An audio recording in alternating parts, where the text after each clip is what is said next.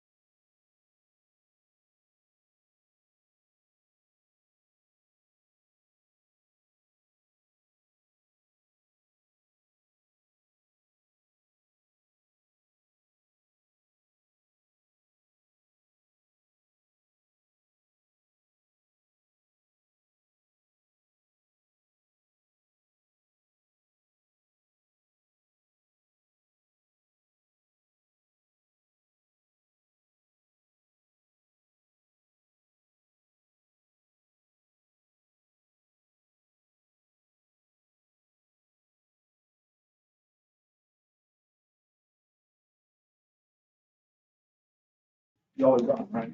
Yes, yes, we're adjourning. All right, is there a motion to re-enter in, or to return from recess? Yes. Second. We got a motion, a second to return from recess. To return from recess, all those in favor say aye. Aye. Any opposed? Ayes have it.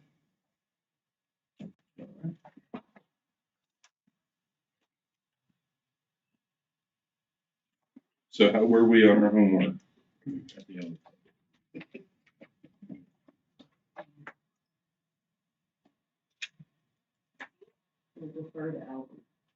Christie, were you able to ascertain, you look like it was missing potentially on the revenue for next year, a couple of Yeah. those other When I- items? When I went back and had time to really look at it, Uh-huh. with the help of Albert Tony's calculation, Uh-huh. because it was continuous to the prior.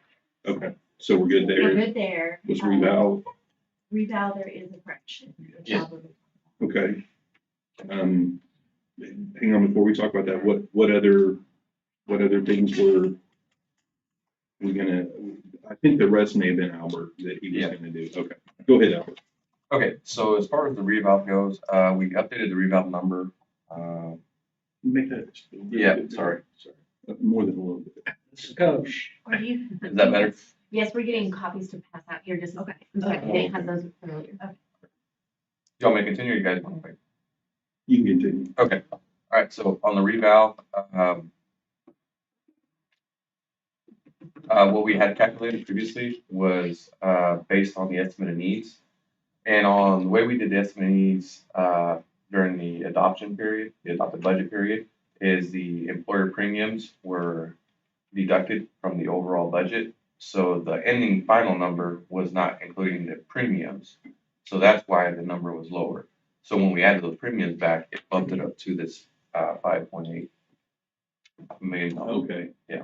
Yeah, that makes sense. And this was the first year that we had the back end side of Correct. that policy change. So I see how that was missed, because in Yeah. previous years, you didn't have to account for that. Correct. So, So that raised it up to the 5.8 from the, let me see, it was like 5.1, I think, or something like that. And then, we go further down, what you guys want to group together for the courthouse fund maintenance. Here are those three items grouped together. And, so, Now, the amount should, no, you're right. Yeah. so this would be for the 447, the 81.9, and the 250 would be for the September supplement.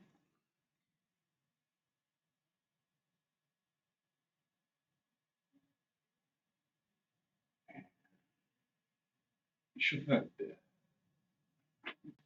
The click on television. the adopted budget though, but the 22 and 23 are part of 21. yeah, are you referring back to column D? Yes, yes. Yeah, I think the problem there is, since that was the adopted budget, that's what we adopted in July, and now, or for July, now what we're doing in E is adjusting that because we missed that when we did the Yeah. adoption. Because these three add up to the 779,555,559, yeah. Yeah. Which should have been the grand total in column D for all three of the categories, based on the MOU.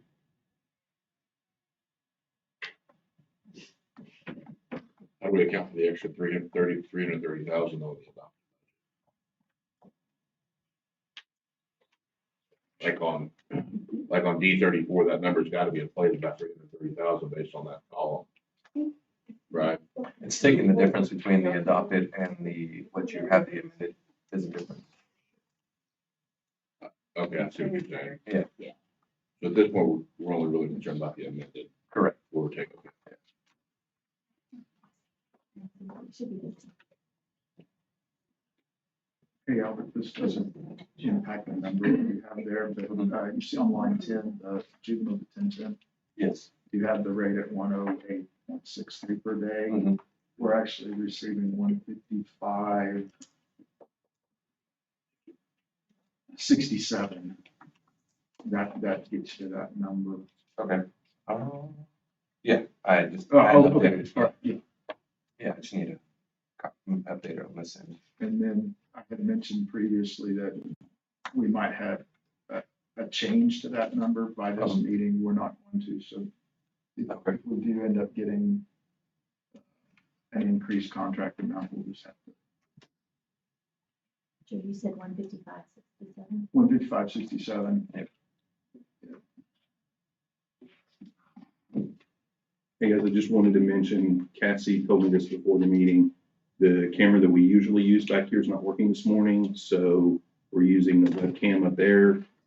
So we're not using these mics. So those of you that may have a regular soft inside voice may have to speak up a little bit for that to carry. Those of us that do not have inside voices, I think it'll probably be fine.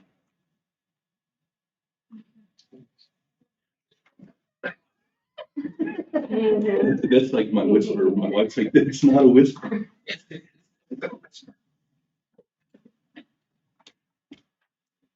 Thank you for fixing and adjusting the reval. No, thanks for pointing that out.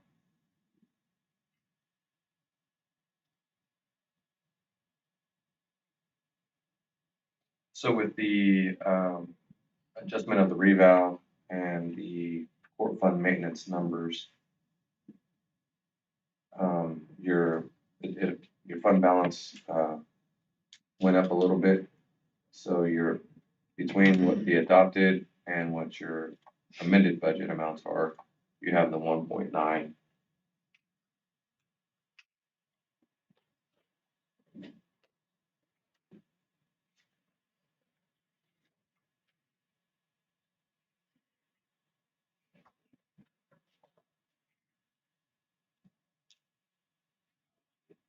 For your September supplement number.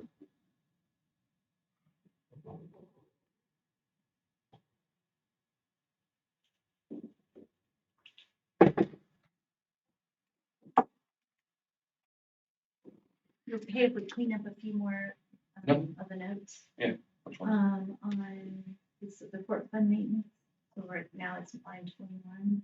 21. Yeah, when you do the math on the note, it brings it to the full 779, and I need that to reflect totaling 447. Oh, okay. Line down, when you do the calculation based on the note, it brings it in like 90-some thousand. Okay. So we just need to, since we're cleaning stuff up, just those. Okay. And then in your very far column, your one-time monies, it should only be the 750,000, which is the ARPA interest. Oh, the ARPA We've interest. always considered, yeah, the ARPA Okay. interest is not considered. Okay.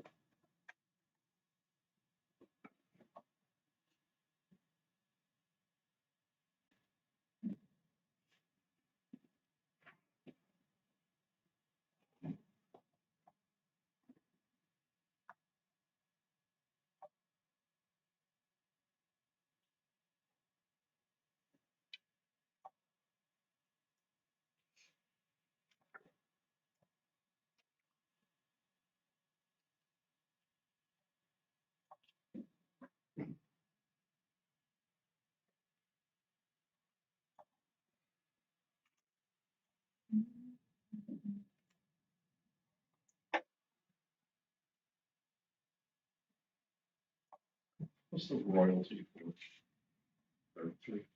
933. That'd be like any oil and gas you guys kind of get.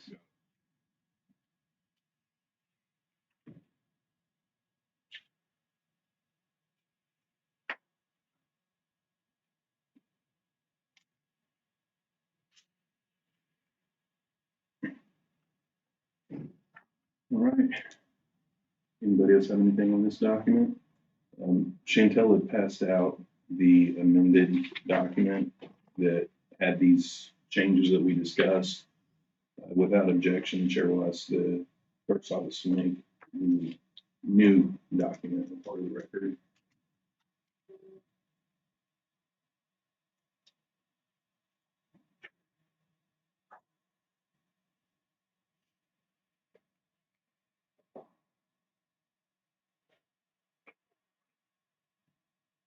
All right.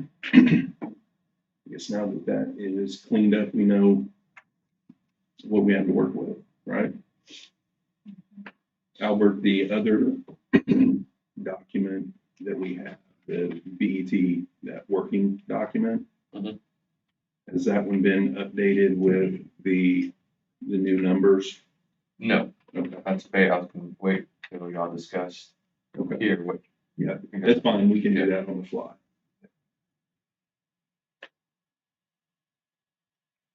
All right. I think we should probably take a look at that and see where we are.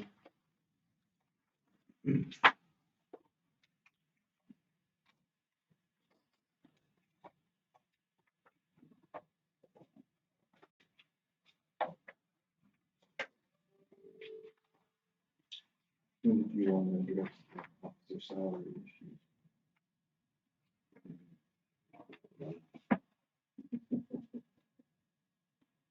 Because that's one of the other homework questions.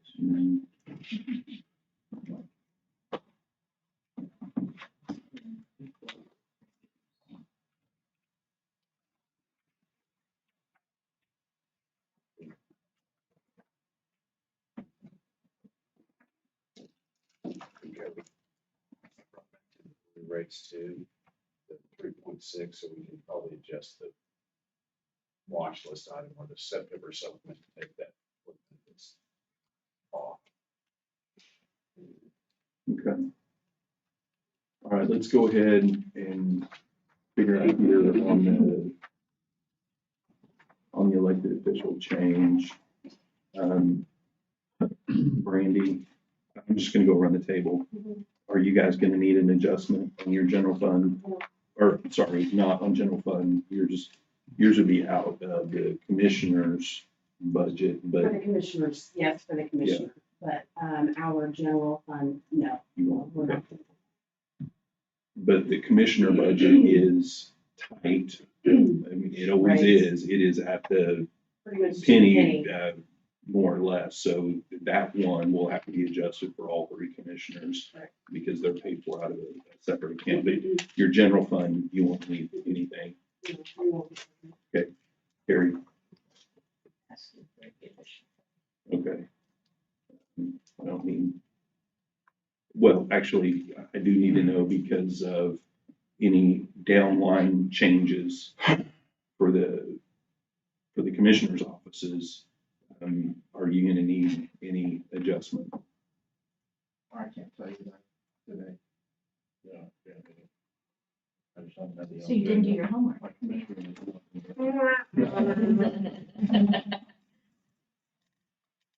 Okay. Christie, Yes, I'll we have actually 42. will need to have the full amount of the officer's salary. Reason being this year is we moved all our expenses to resale, and the only thing that's in our general is, which is salary, travel, stipends, and then one, bank contract or bank fees that covers the depository that all the officers are in departments. So we couldn't put that in our resale. So we will need it. okay. Rick, Can't tell you right now. Mike? Two. Okay.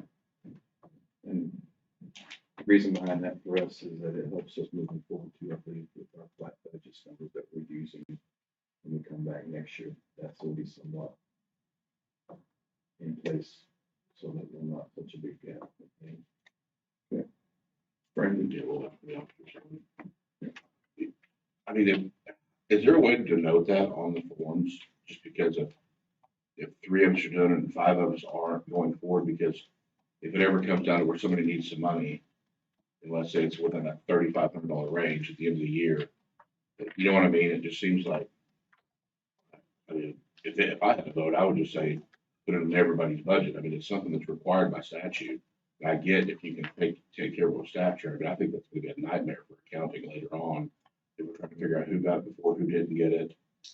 You know, so if somebody comes in and asks for $3,500, they say, I'm $3,500 short, and it was purely as a result of that, I mean, how are we gonna be able to go back and find that information?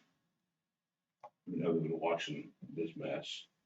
I For assume 2 hours. whoever would need that would say we didn't take the, the increase in the salary and that's why we're short. Yeah, Well, but I think but if we're not Over- sitting there, and over time, I think it could be, if somebody winds up being short 2 or 3 years down the road because we stayed at a flat budget and they were able to adjust some of their contracts to be able to absorb those.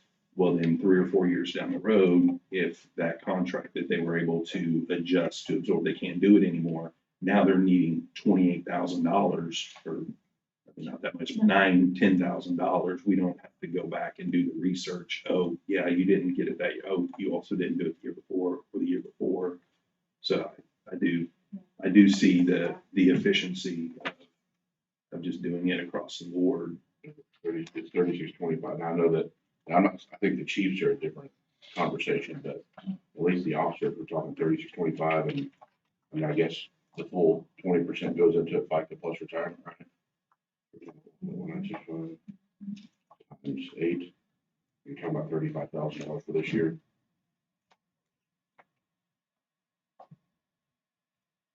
Have they not made it retroactive? That, I didn't pull it up.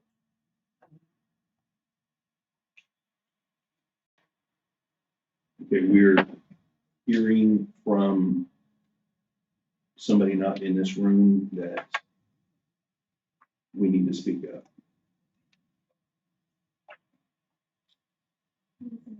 Evidently, they can hear me, but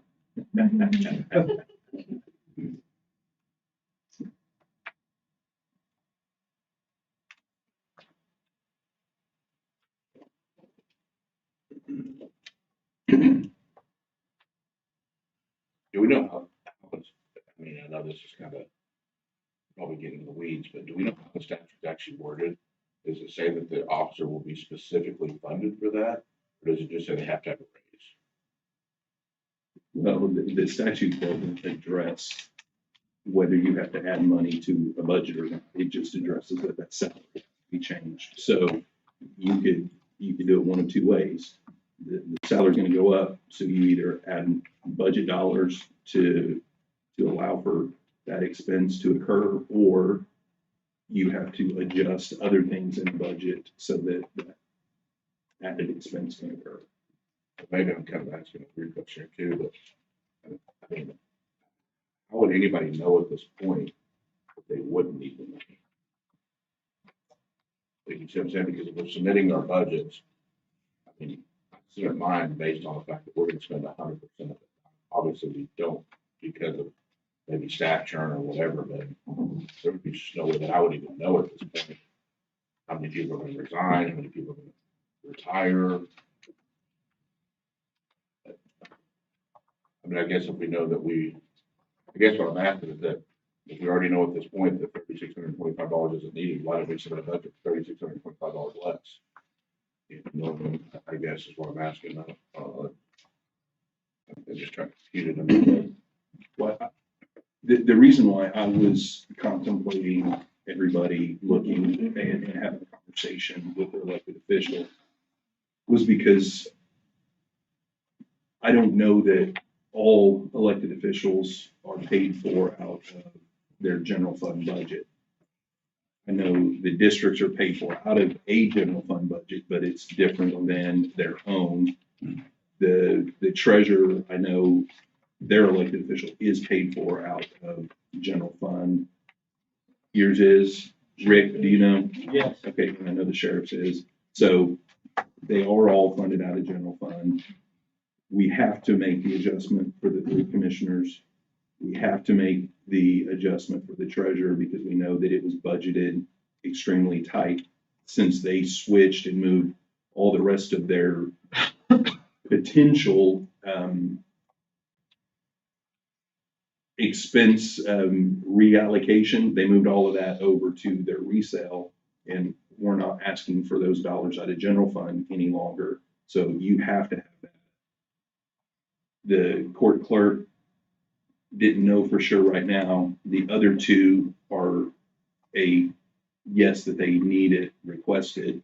So we've got one of the 8 that is not needing and one that we don't know. So we're pretty close to everybody needing it added anyway. Is there an issue with everybody just going ahead and making the recommendation to add it for all of the elected officials? That way we're not guessing who got it, who didn't get it. Yeah, for the elected. Yeah, it's for the electeds. We can address the chiefs separately, because the chiefs, it's not a statutory requirement.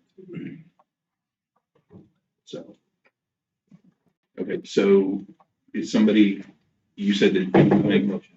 Okay, so we've got a motion to make the adjustment to each general fund budget that has the elected official paying it. And I say that because the commissioners have a separate one. What was that dollar amount with the? I'm gonna have CPA double check, 3625 times 1.1965, it's 4337, right? A month, or I mean a year, okay, times 8. So I got 34,698.50, is that what you, okay, so 34,698.50.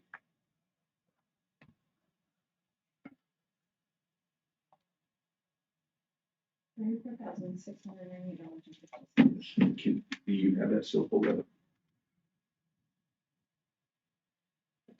Can you divide that by 8? Yeah, it's back to the 4337. So the recommendation would be to add to each general fund budget that is paying for an elected official, with the commissioners being a ×3 amount, adding $4,337.31 to each of those budgets to address the statutory requirement of the salary adjustment for each elected Don't you official. take that, find that into salary and benefits? Probably so. So they could do the 36.25 number into their salary budget. We can do it like that, yeah. So that means, That way you make sure the money gets into the proper account. from the beginning. Yeah. so the benefits supposed to be $712.31. One more time. 712.31, And the salary was, what was that again? 3625. 3625. Yep. Okay, so That record. Mike, is your recommendation to add to each general fund budget that has an elected official's salary paid out of it, an increase to those budget's salary account of $3,625 and an increase to their benefits budget of $712.31 for the 12-month adjustment of the statutorily required salary adjustment for the elected officials? I could not have said that. Okay. Could you try Is that? that clear? No. Okay. Is there a second? Second. We got a motion and a second. Is there any discussion? All those in favor say aye. Any opposed?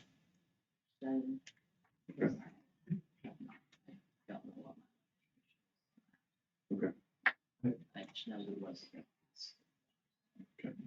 Well, didn't ask. What was the wording of the motion? I wanted to be clear that the commissioner's account is ×3, because I thought it was add 3625 and 712.31 to any budget that has, right? Any general fund, yeah.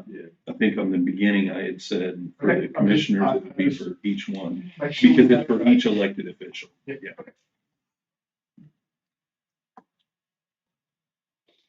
And as long as we're clear on it in here and Cassie's clear, I don't see this being a specific recommendation over to budget board. This is just going to be for us as we move forward in our budget recommendation. We'll move those dollars in and it would just be part of our recommendation.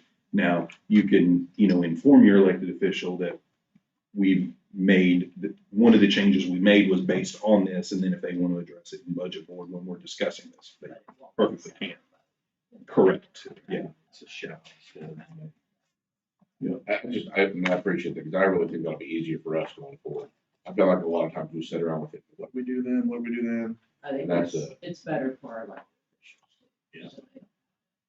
I mean, we could, I mean, if we ever come to the point where and I don't readily understand the exact differences, but if the elected officials have to vote on theirs and then they're not eligible for some reason, I get that, maybe.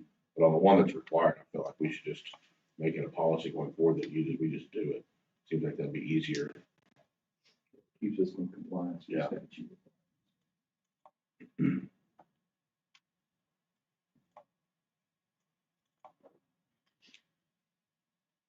Okay. I mean, I don't know if this is, we're talking back to Mike's, request, how will we handle that? Because he requested 2 of them. So is that something we'd handle at this point, or? That's up to the group. So I wanted to make sure that the elected official piece was taken care of up front, because that has to be taken care of.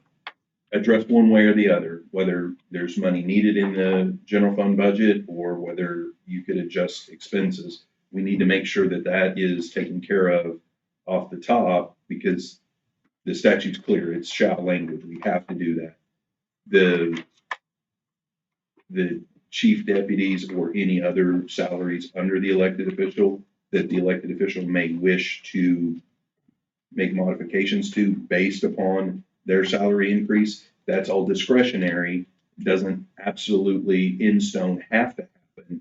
So we can have that discussion, in my mind, that those discussions are in line with everything else that's on the table. So if we want to have that discussion right now, I think it's appropriate. If we want to have that discussion after we look at the employer premiums, the COLA, COLA would be the the impact on that, whatever. right, because of the cap on the, so if we do a 3% COLA, then that number may be less than this number. So I think we need to address the COLA aspect of this conversation first.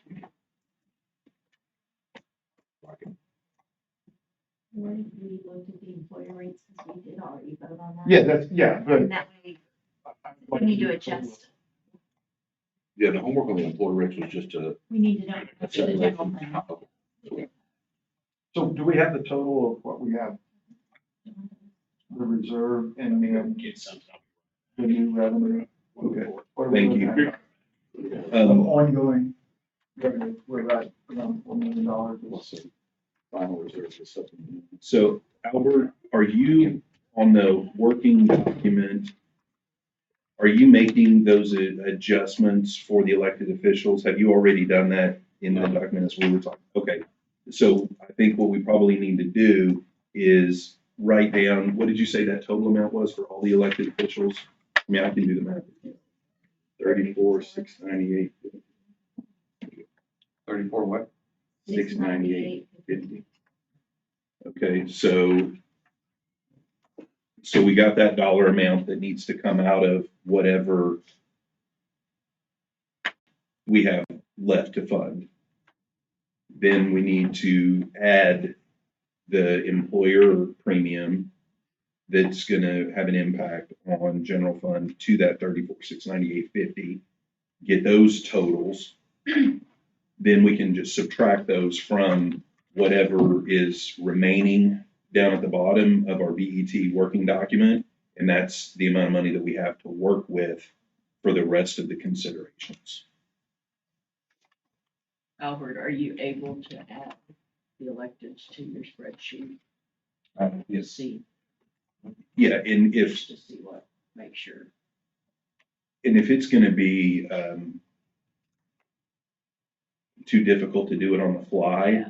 I think he could always just, for right now, insert a line and just put the 34,000, whatever there, just when we're tracking down what the number is, and then outside of the meeting, he could go in and take that $34,000 line out and allocate the 34,000 to each individual line items that are necessary. Then I just don't know how long then that way it our takes to do it. spreadsheet I mean, if it's like super simple and you can put it in right now to each one, that's fine, or if he wants to wait. You can just put it in as one line item, just so we can Just to see get a bottom line. how just so our bottom line totals. So we can make sure we're on track with the bottom line. I know, are we pretty confident that every year we will see an elected officials increase based on the way it's calculated?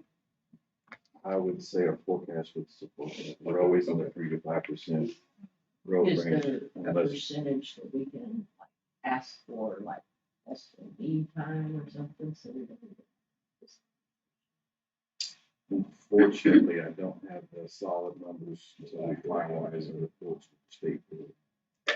I remember for some of the conversation when I was in District 1 and we were having conversations with the chamber, Stacy Trumbo and I, met with them numerous times discussing our budget and stuff. And I had a report pulled, I think, your office and the treasurer's office, helped me get that showed from like 1980 or 1982, the change in our ad valorem from year to year. This part that we're talking about, the change on the elected officials, it's the serviceability piece. And the biggest factor in that is the ad valorem, the valuation piece. And I can tell you from looking at that from like 1980 to 2023, I think was the range that I was looking at. It was bouncing all over, but the average was like in that 3 to 4. The reason it bounced is because there was no cap issue until 1996. Yeah. That put the limitation on the property values at 5%, and they lowered it to 3% in 2013. But even at that, afterwards, it would That's be why different each It is year. different So, each year. Sometimes it's 3.5%, sometimes it's 5%. Yeah. Just depends on the growth of the county or Yes. what new properties are built. Because this year was less than three, That was right? across the board, not impact on. yeah, because you got tips that And TIFs impact. are going to impact it negatively. That's 2/3 of 700. Other exemptions to legislative changes can impact that. Some of those exemptions that the state passed, and they said they were going to reimburse the counties for those exemptions, and it's been like 15 years or whatever, and they've never. Yeah, but that has been changed so it works off the gross, but the legislation can change things, that can change the way things are calculated. Yeah. That was the concern he was talking about, the proposed things we're hearing from other states that may have Yeah. support here. Yes, is there like just a random line you could plug it into? Yeah, I was thinking I could just get deducted from the 1.9, just add those, the elected official salary and then the. Well, premiums. let's maybe just a separate little area on the sheet, have the 1.9 and then.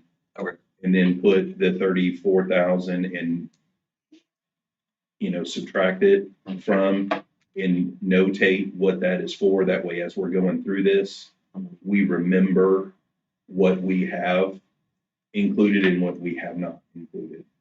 Okay. Okay, John, you have your numbers? And that number, again, Albert, was 1952346, or, well, I see 1952024. That's what's on the revised. What's the number? Yeah, it's showing 1952346. I bet Oh, you- then I can go on. Yeah, well, let's make sure. Just check. So are we operating off of the 324 or the 024? 346. Yeah, I mean, 346, 346 or 024. It should be the 1952, hold on, yeah. Because 346. the two documents are different. Hold on. The document we received is the 340. Right. What's the number? Okay, here's the number. If we do 3.6, special revenue will be $173,640. Even? Even, general fund would be 556,848. Say that again. 556,848. That's general fund. That's general fund. Okay. 556,848. Yes. That leaves us at 1,360,799. 73,640. And I was gonna introduce this to get into the record, here are the 3.6 rates. So you Cassie's one, okay. I've got it at 1,360,799. Does that include the employee? That's the general fund, portion of the employer rate and the elected official salary coming off to 1,952,46.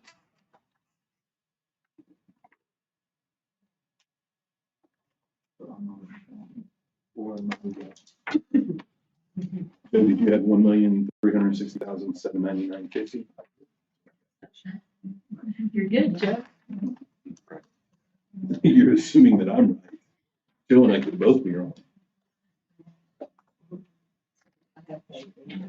I do too.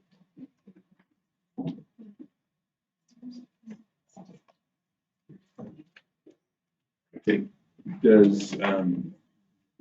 do we have enough copies? Yeah, let's go ahead and pass those out. Yeah, I brought copies for everybody. What Cassie's passing out is the documents that John has prepared that have the employer rate change at the 3.6% instead of the 3%. No, it's the entirety. No. Gimme. Good Lord. Kathy, you already have it. Kathy's got it. And we're yours. Okay, thank you. Okay, that's all we need for the next. And we're on item. Sure. Is that the broadest item that we can talk about? the most Let's stuff? fix it, well, now that's the employer rate. Yeah. So is that what we're on? Yeah. Without objection, the chair will ask the clerk to make this updated document a part of the record. We have an objection. You can't unsee it. Exactly. All right, Cody. Yep. Because this money, do we need this money to go into each department's budget only to be pulled back out? What's the best mechanism to do this, to get it into benefits? Well, I mean, I think it depends on the mechanism that we're utilizing to get the money from, or get the money into employee benefits. If it's like last year, where it's a transfer, then yes, those dollars need to go into those budgets. If it is what Albert had indicated that we were doing this year, which was not a transfer, it's just not even loaded in those budgets at all, then it would not need to go there and then be pulled out. If it's the way I thought it was going to be last year, which was into the budget and then expensed out instead of transferred out, it would still need to go into there and then have an increased expense to come out. I get the idea of needing to know how much each department's worth, but I mean, I think we could still do that if there was an easier way for us to, you know, like do the numbers, like if we didn't need, if we needed to put it here to take it, move it over here. Because at any point, I think we could just run that report, see what our benefits Change actually how you cost. address any of that. Well, I was just gonna agree, we can definitely have that information, the breakdown, like we did for estimated needs, but what we did is we took their total sum and then we uploaded it directly to employee benefit, but still have that breakdown. So It just won't be in the similar- budget book. That is correct. With each individual Right. department, and same with, in this situation, we would still need the total and what that amounts to, that detail is important. But the mechanism to get it there would be as Well, into, we could, why employ couldn't you benefits. still put it in the budget? The budget book has each individual office, Right. and so it doesn't reflect that piece. It's reflected in the employee benefits section, in total rather than separately or individually. No, but what I'm saying is, that so, I mean, even if on the backside, you took the money and put it directly into employee benefits, I think you could still let the budget board, or the budget book reflect. Sure, yes, the documentation can present that. So if I heard you correctly, we can put this directly into employee benefits.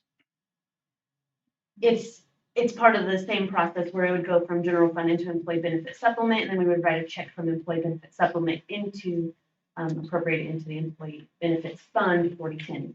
It's what we would do now if we needed to transfer funds into the employee Right, benefit fund. but that wouldn't be reflected in each, it wouldn't be reflected into each general fund budget. And I think that's where the question lies. Yeah. So last year, and correct me if anybody else had a different opinion, I think the reason why we wanted it budgeted into each of those general fund budgets, and then I think most of us, if not all of us, thought it was going to be an expense out, but it was a transfer out. But it's still the same as far as showing in the budget. You can look in the budget book and see what the total expense was for that general fund budget. It's got the insurance premiums in there, and then it's expensed out. That's not in the budget book, and it doesn't need to be in the budget book, but you can look in the budget book and see District 1 needed this amount of money to run their general funds, right?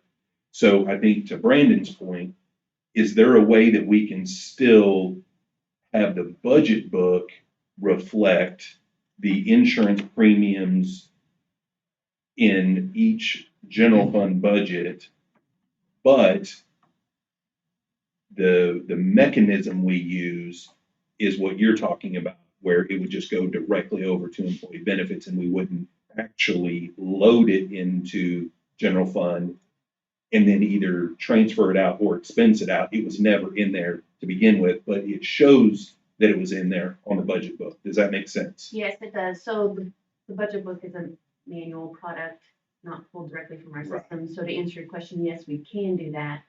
From an auditing standpoint, are we gonna get in trouble No, on that? no, So- we'll be able to have the documentation. So it seems to me like that would be the best of both worlds, right? Because then we're not having to run into some of these unforeseen circumstances, whether it's a transfer or whether it's an expense and any types of adjustments that we have to make, because we have to consider that both on the front end for July 1, and then we also have to consider that at September supplement.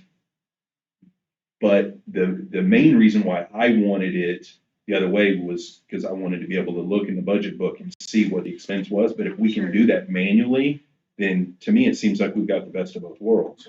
If John Q. citizens looking at those estimates, and either way they are not, they're confusing. I mean, it's confusing when it looks like you've got the money, then you turn right around and transfer that money back out. Right, but on the budget at the very front, it's really, Right, it's correct, yeah. well, and it's laid out just nice and pretty. It doesn't have all of the other line items and all of that, right? I mean, it's just the one pager of the budget that would show that. What's the easiest way for, like, I mean, the people that are really have the real stake in this? Well, my only, and I hope I answered your question, my only concern with any of this is that we try really hard to produce something in the system that is documented either by a vote or a procedure of some kind. So wanting to make sure that what is voted on by the budget board is what's inputted into the system. And if our documentation of what is voted on by the budget board isn't individual budgets, and then it's not inputted into the system that way, I just want to make sure those make sense and that is the same. I think for me, and I think the intention's pure. Yeah. But so for example, though, I mean, we don't really do it now. Like, for example, I mean, everybody in here is using Microsoft 365. Show me in your budget where that's at. It's not, it's in MIS's budget. Or when you have, Like any Yes, other number of yes. things that are paid for out of another department, it's not represented in your budget anyway. You know, MIS comes in and submits that budget, and they say, we need X amount of Microsoft 365 license for the entire county. And that may not be true for everybody, but there's certainly examples of that in the county.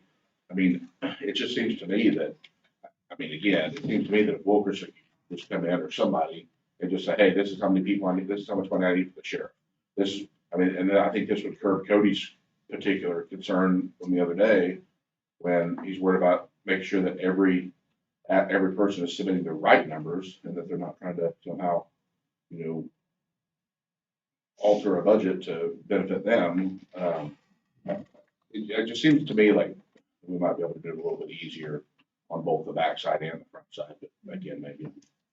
Your point that you just described, that is, I think, a good representation of what happened at July 1, that the numbers were in each person's budget, but they went into the numbers for employee benefits, so his report shows that greater number. Maybe the county clerk's general fund doesn't have that employee benefit line that we're talking about. If the goal is to keep it at the department level, so that's a different picture, and maybe even just a snapshot is kind of what we're getting at, like how much does District 1 cost? How much does county clerk cost? If that's the intent, then I think it is, to Cody's point, a mix to get there. What I want to alleviate, however we do it, is that when we get our estimate needs for this year, I'm not having to chase down transfers, right? Because my start of the year budget was loaded as X. My revised budget is lower than that, and I'm like, oh, what did that make up? And then we have to sit down and Yes. try to figure it out. And if expensing it out is the way to go, so that it still reflects that what my true budget is, then that's the way we need to proceed. And I would make a motion that we would allocate or something in each general fund budget for employer premiums based upon the spreadsheet that John gave us. I mean, if we're to that point yet. Yeah. That's the way. You had mentioned something and kind of made me think, if we don't initially load those insurance premiums into each general fund budget, and John is providing a document that says employee benefits needs the following amount of money for employee benefits, and then it's got sheriff, and it's got how much their treasurer, assessor, all of that, and it's got it laid out, and that form is in the budget book. Then we can always go back and look at, if we want to know from the sheriff's general fund, you look at the general fund budget, then you go to the separate page for employee benefits, and you just add that number in, and it can get you exactly what the cost of that department is.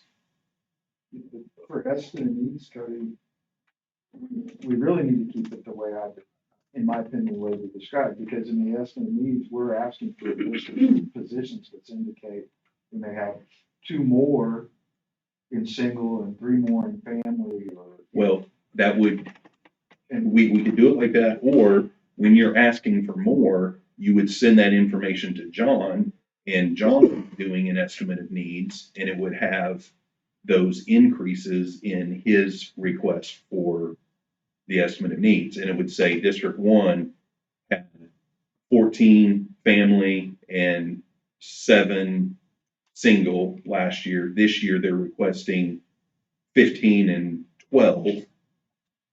And then what that difference is, all of what you're saying, you would just, instead of putting it on your estimate of needs and submitting it to the clerk's office, you would provide that information to John, and John would do an estimate of needs for everybody for their employer rates. So, I just don't know what would be the easiest for the clerk's office to make sure that we're not creating a process that is extremely difficult on their end. And so then they choose a different route and do a transfer, which makes it more difficult for the end users on the other end.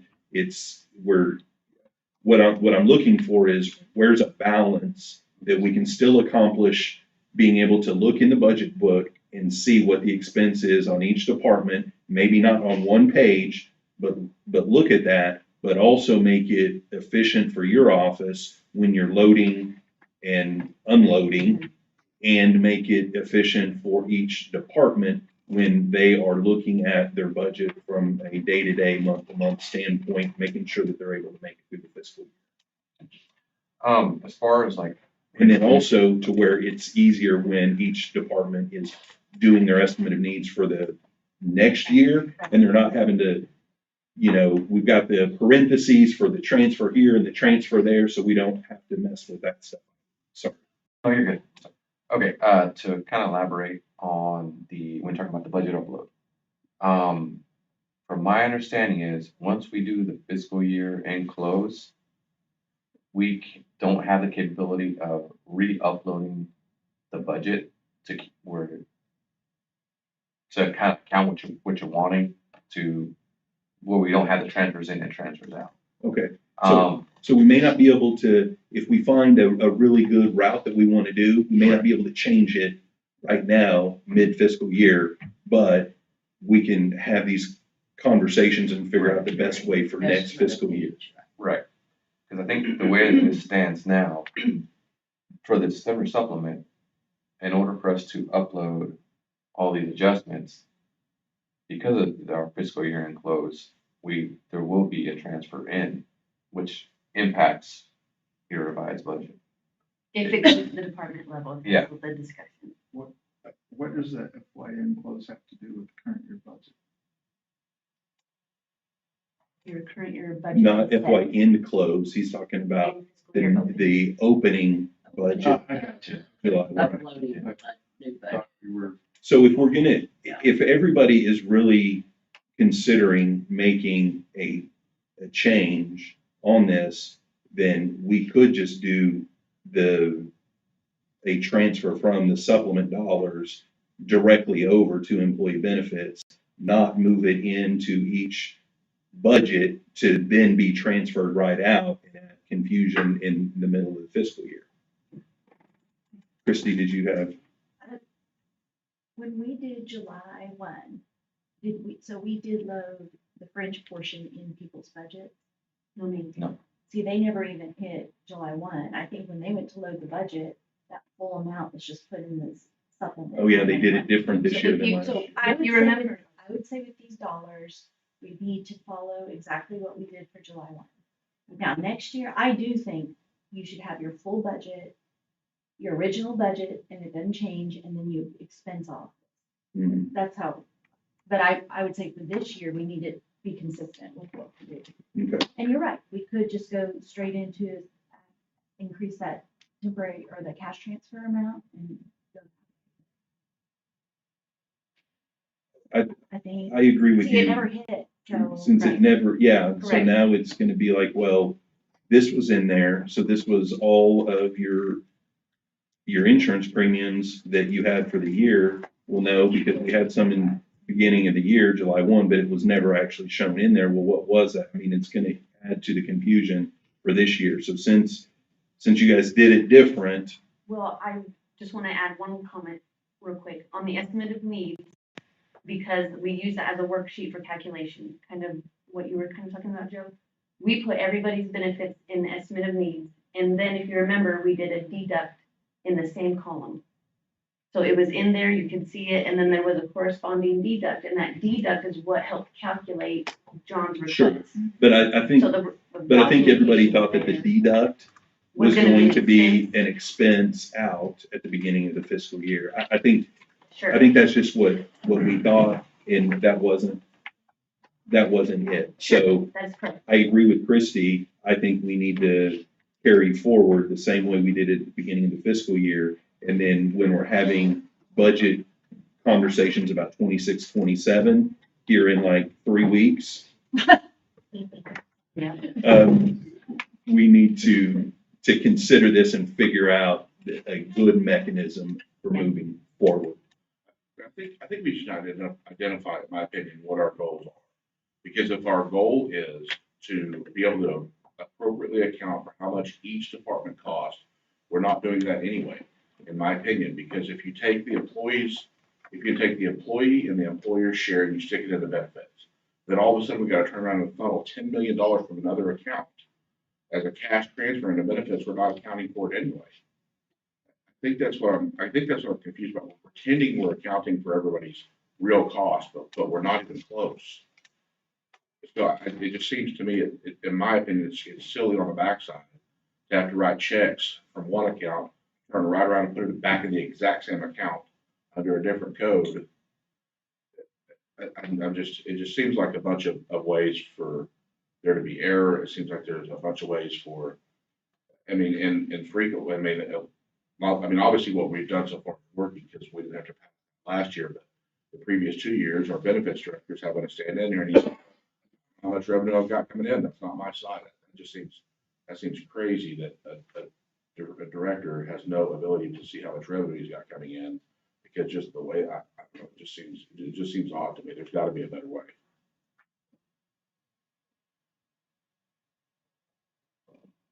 Well, and I think part of the reason why we did it like that wasn't just to be able to look and see what the cost was to the department. While that has been something that we've talked about and considered that was a benefit of doing it that way, I think the other big reason was so that it was consistent between cash accounts and general fund, and with the cash, that way cash accounts were still paying their fair share of the employer rates, and it wasn't all on general fund to take care of. Doing it like that, we're budgeting the cash accounts the same way as doing the general fund accounts, including the employer rates in there, and then either transfer or expensing them out. But I think what I hear Brandon saying is he likes the way you guys did it this year, which is actually not loading it into those budgets, just moving it all the way over to employee benefits. And I think we can have a more robust discussion moving forward for next fiscal year, unless we have people around the table that want to change the way the clerk's office did it for July 1.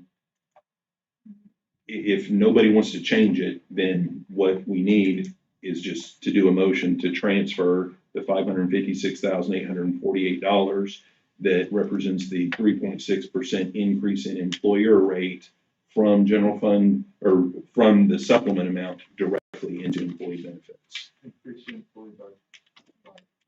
Yeah. Okay, that's my motion. Second.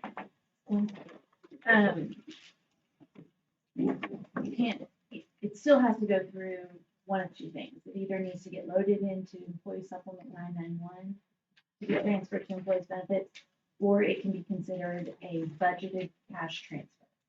So we would raise that line and it can be transferred that way. Wouldn't we do One it, requires a check, one is just an entry. wouldn't we do it into employee benefit supplement, just like, because at July 1, Right. isn't that where you put, I just With want to be those- clear, we can't just take general fund dollars and put it in employees benefits.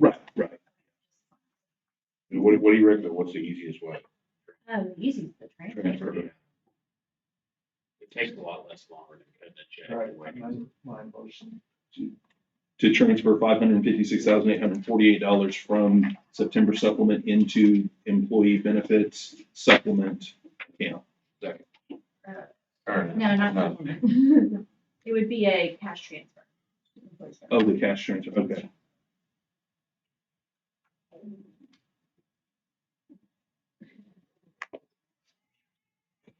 would that need to come out of reserve?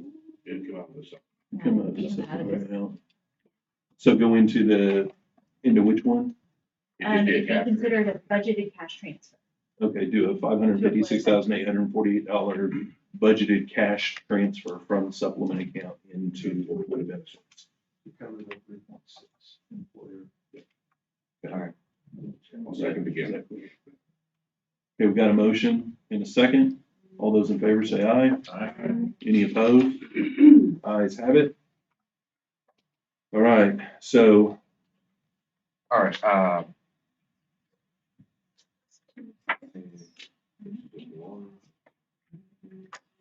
just to kind of elaborate what Chantel was saying about the employee benefits. here's just a example of one where where it shows you have the total health, and then right below is where we deducted that benefit amount to put into employee benefit supplement, just for you guys to see. Okay. Well, That's let's- just on the estimate need. Just on the committee's part. Correct. Let's be sure and revisit the process on this when we get into next fiscal year, budget considerations. Since we're wanting to do it the way the clerk's office did it for July 1 for the supplement, we don't need to belabor the point anymore, but we need to remember to have conversations when we're looking at the 26-27 budget. That way, when we're having a conversation for the 26-27 supplement a year from today, that we're not having to have this conversation, that we know exactly what process we're using, and we used it on July 1, and we're using it in September. So, But we decided not to do the supplement, which is what they did July 1, which is fine. well, yeah, that's true. Yeah. But I don't know if this is We took appropriate. it half of this year. I like it. I don't know if this is the right time. So the money so the $730,488 that'll come from both the cash transfer we just made and then the cash accounts for people, will that come off of the 806 on the watch list? Yeah, we'll have to go back and Okay, adjust the watch. okay. So It's, John, you had mentioned that you just really don't need that item at all anymore. With the increase in that 3.6 and the employee premium, that That'll, takes care of that. that's everything. Yeah, and just a reminder that transfer amount is for our retirees. There's no employer premium for our retirees. So that's why we do that $10 million or $7.8 million cash transfer. That's for our retiree share of the employer cost. That So is we make a motion to Yeah, take that line item off. what the 3.6% increase will change to. We're on that item, we can do it, I second that. Hey, so we took care of the general fund employer rates. The special revenue employer rates at the 3.6% was generating $173,640. I think we probably need a motion to make that adjustment as well. we did last time. Like retro, 7. We didn't go to the 3.6% for the special revenue, did we? Yeah. Yeah. We made a motion for all of it last time. Okay, I think this was just showing up where the money came from. okay, all right. I didn't actually officially make one. I was making sure that we were doing it in the right. So John, I know Joe that- made it official for you. I know that Oh, you- you wasn't official, and I made an official second. This takes care of all. What this transfer, you understand, that $7.8 million for the cash transfer, Yeah. that's for a retiree. Sure. Yeah, so that takes care of that portion. Right, and I know, but like, I mean, like, for example, I've got retirees from the sheriff's office, that's part of what I would consider the cost of my office. It's So I really, can make really, an official. we don't never separated that out, so the county as a whole just does a chunk for the retirees, it's not tied to any Just department. go back Right. to Since three. we have To take We that even off have of. retirees for departments no longer, so that makes sense, so we can't really tie it back to departments. Three. Yeah, it makes sense, but I mean, if we're able to adjust that cash transfer about based on our employer premiums, then clearly there's intermingled. And there's no other way to see it, that's pretty much. Yeah, no, I mean, because we just adjusted that cash transfer about based on the change in the premium, so if the retirees don't have a premium, those two would be mutually exclusive. Right. Yeah. And Just all one technically, pot. Miles doesn't adjourn meetings.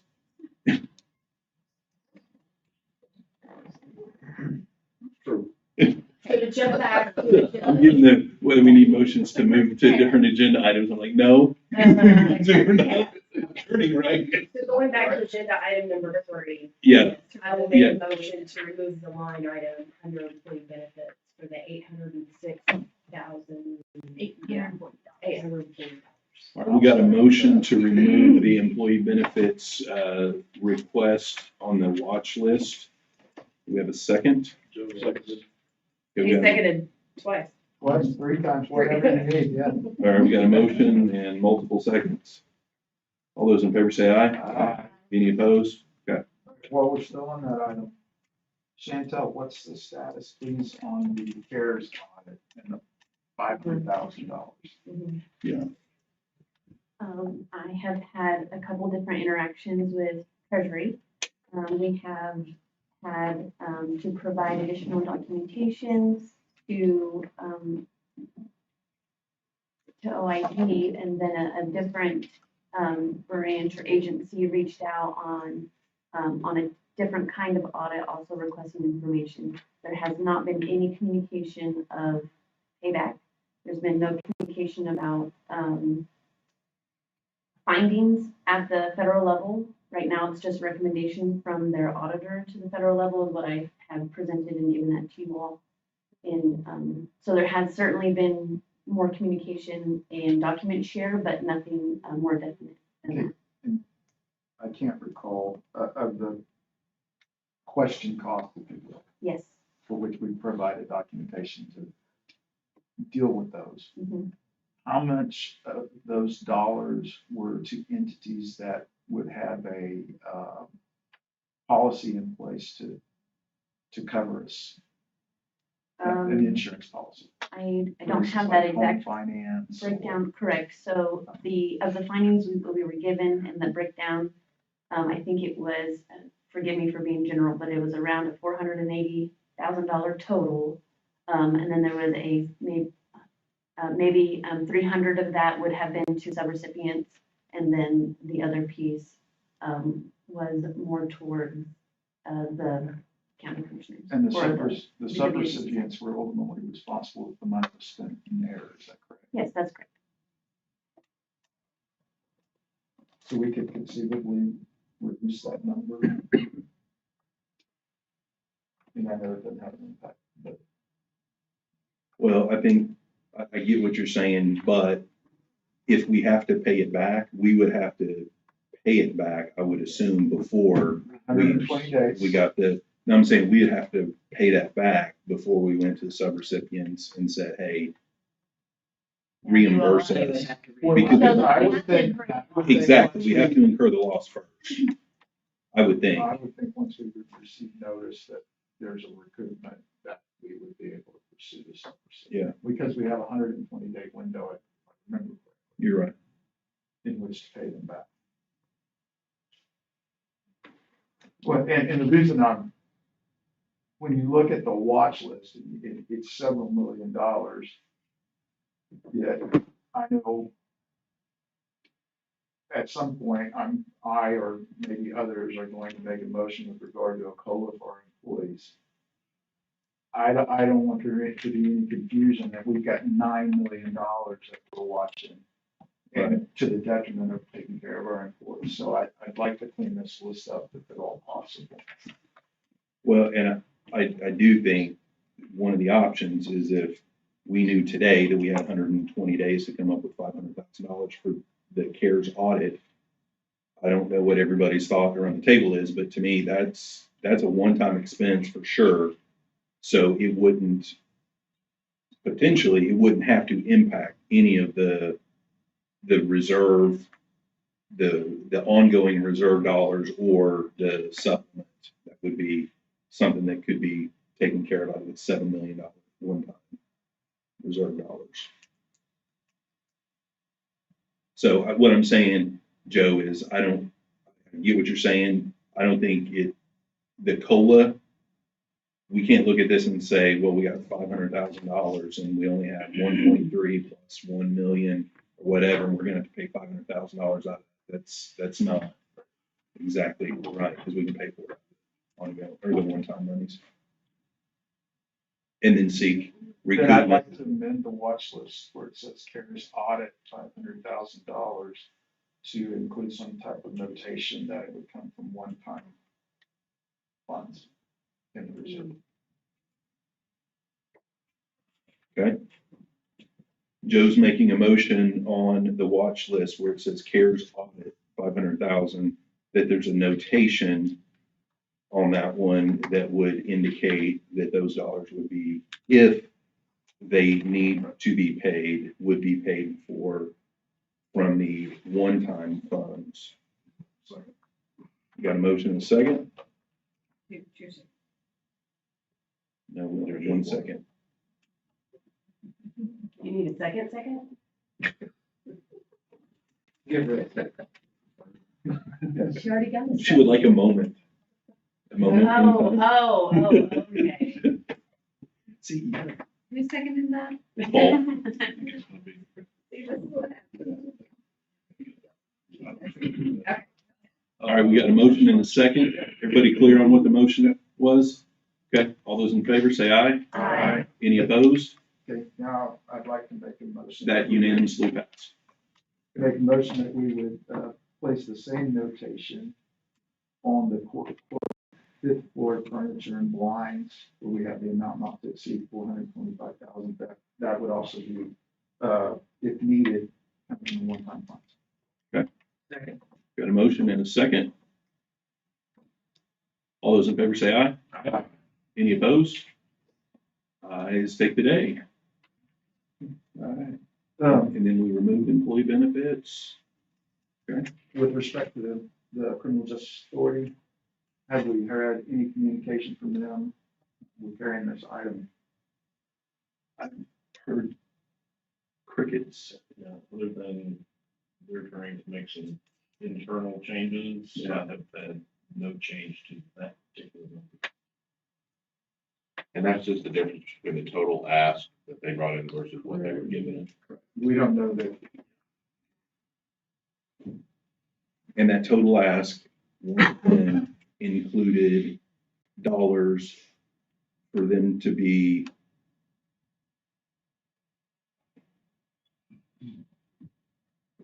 fully staffed at different rates and whatever, and they are funded in their current budget for all of the employees that they had requested before, the 320. It's not like we've said, okay, how many employees have you had on average? 260, okay, well then we'll fund you for the 260 and hold the additional 60 FTEs in reserve for you. We didn't do that. We funded them for the full amount. So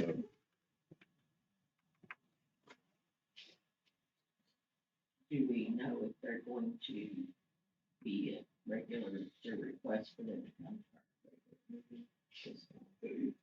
who knows? I mean, we thought they were gonna be here, This, yeah, and thought that they would be here today maybe, and I just.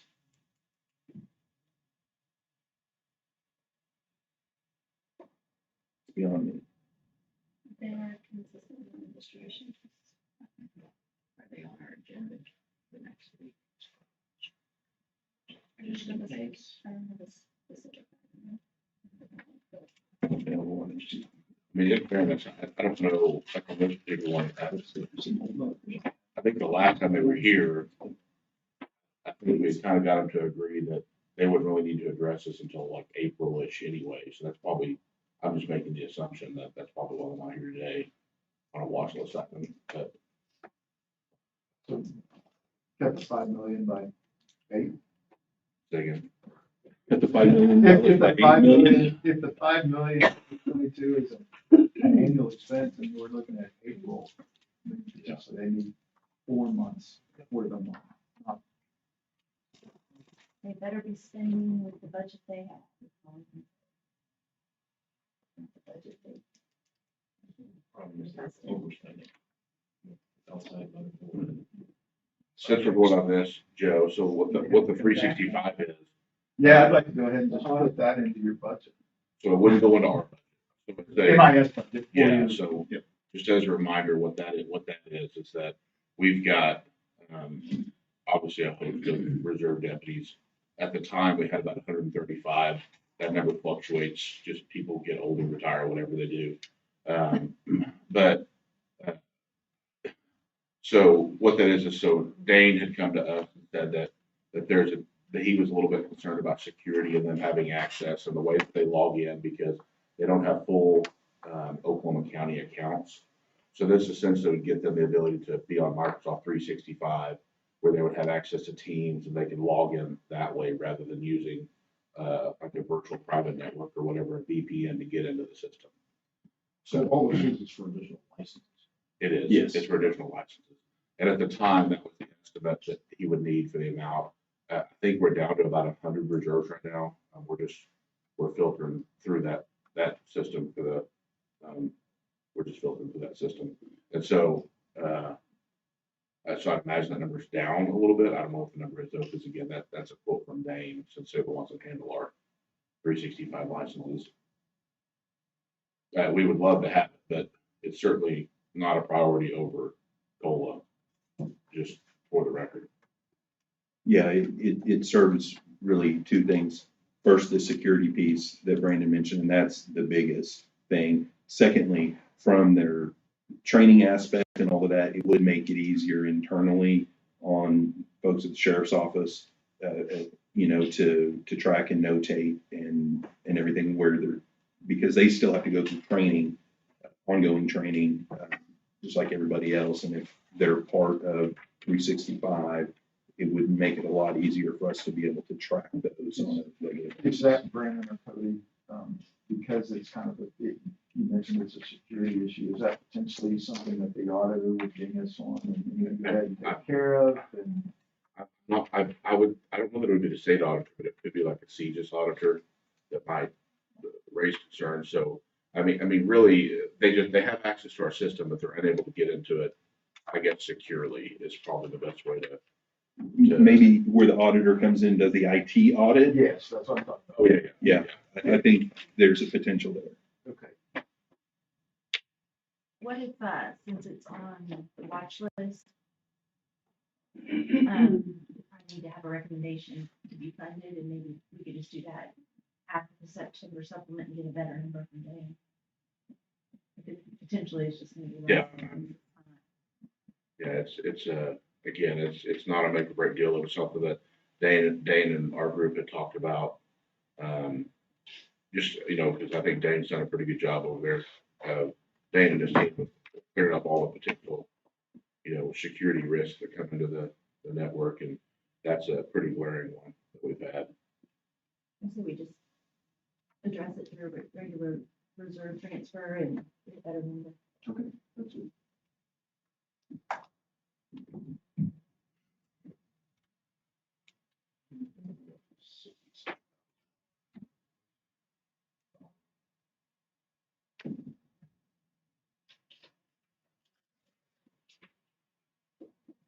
The one other thing we normally fund out of our supplement, which is statutory, is that additional amount for the county audit. We can, okay.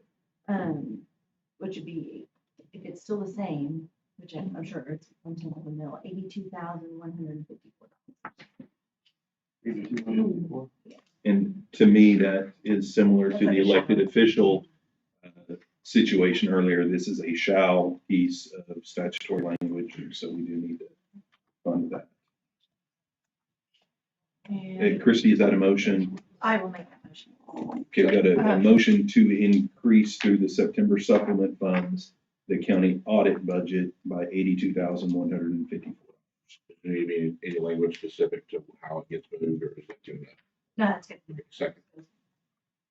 We got a motion and a second. All those in favor say aye. Any opposed? Joe, are you an aye on that? I'm Okay.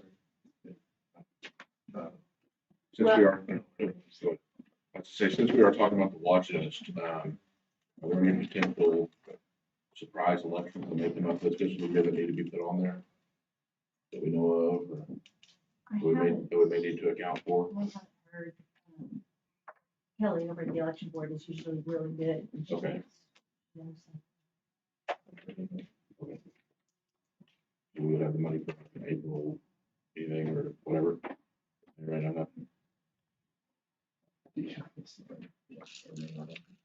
Problem that hasn't been a resolution. Yes. No. Yeah. And if it is something that needs to be funded, that is not an ongoing expense, that could be out of one time. I know Joe's Good catch though, wanting to Brandon. get I to, hope we have to pay that. I know Joe's wanting it to get to a quote. The only other two things is this courtroom clerk. That's a definite must this year, and then we need to. In the What's past, what's that for, Christie? Sorry. that is, there's a new judge The new coming on judge, board. okay. Okay. The courthouse maintenance budget. Well, that was the memo, that's, yeah, we got that cleaned up. We just kind of cleaned it up and grouped them together. Are you talking about? But needing the funds that we actually needed, the The 250. yes, you're right. Yeah. So that's another consideration. It is. I will say, when we funded some money for July first in capital, there is 50 already for courthouse carpet. So we may only need to come up with 200. Can you verify I that? know you specified. Do what?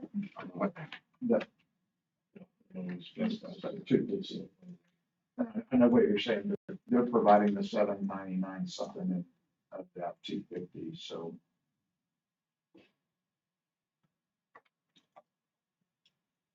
Well, we've already put 50 in it. There's already 50 in, unless you need to move it to another line, but we budgeted courthouse carpet. And part of 250 is carpet, curtains, whatever that was. Is there 50 in there, Justin? That was from. It's on the estimate. Yeah, I think it might be, 500. It was part of the 500 yeah. that we put in. Courthouse carpet, 50,000, the annex carpet, 50,000, insurance and depreciation, 100,000, and that. Yeah, and Jessica, you were gonna clean up, there was Yes. some other lines. So how much money, when you do the cleanup, how much is available in there? We had a meeting about cleaning up the budget yesterday with some of our POCC members and Chantel, and so we plan on presenting that at the October AT. In regards to the total cleanup, it's a lot. I mean, it's the majority of these line items. Well, I get that it's a lot of things, but is it a lot of dollars? Well, Because those amounts, if they were part of other projects that the money wasn't needed and the project's been closed out, those dollars can be reallocated over to that line item. there are a few significant items, such as where Tyler Munis from 2014 is 194,000. So I would There say you go.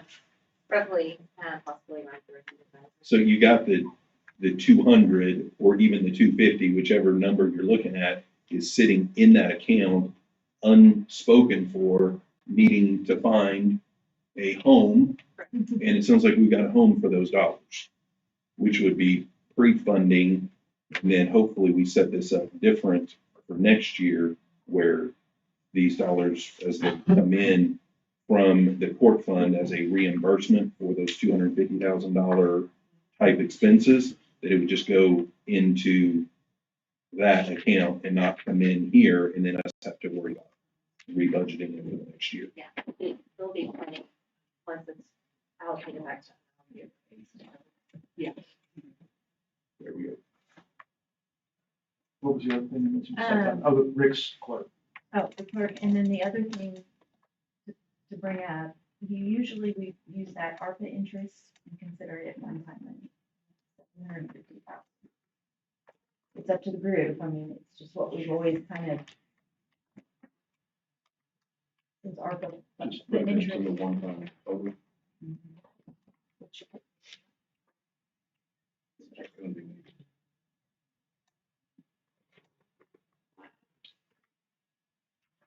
We had always said one-time money just because ARPA won't be until forever.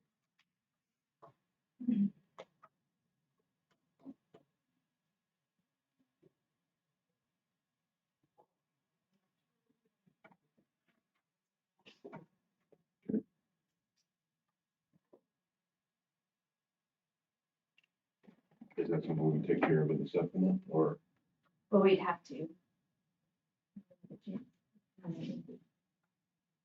That was a terribly weird question. I mean, do we have, we have the agenda item to take care of that today?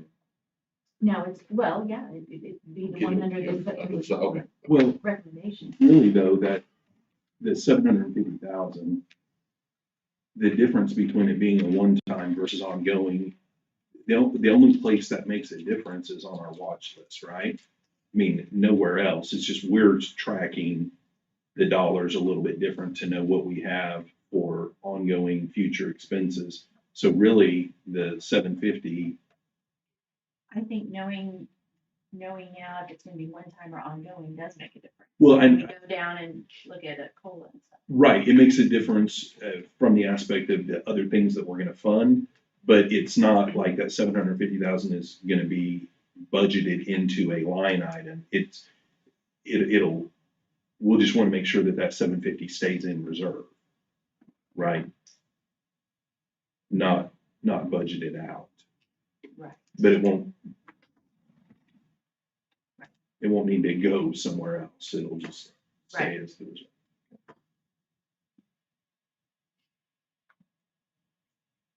That being the case, what's the number we're looking at?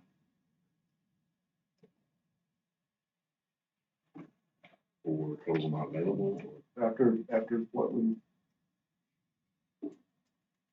And then also, on the, statement of revenues, under the juvenile GPS fees, I didn't see that the point did not come over.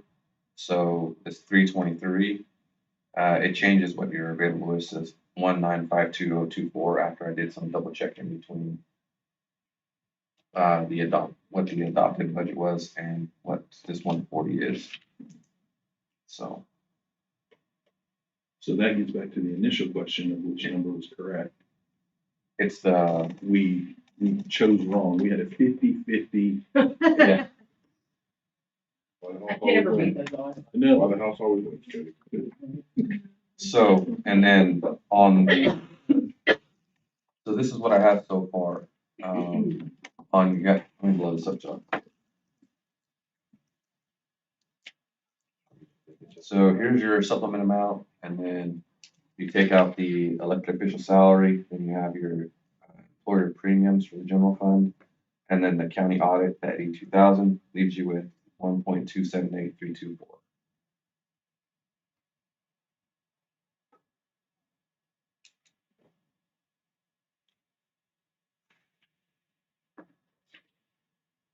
yeah, I've got with the change that you just mentioned and then the 750 that Christie mentioned.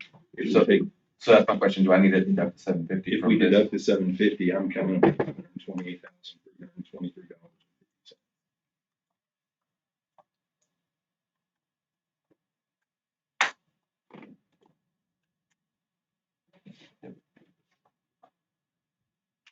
$528, so which one? 528, 323.50. You rounded up. Yeah.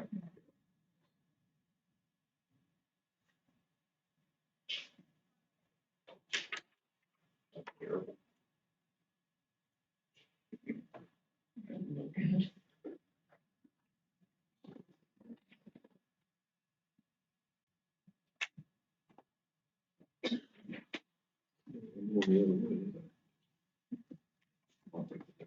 Well.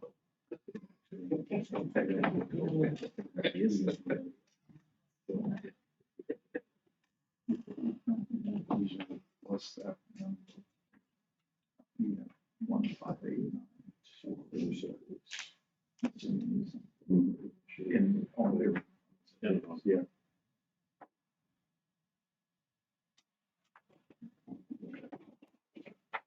What are our normal supplements? I think I ask that every year, always forget. They're not normally that low, are they? 1.9 is pretty low.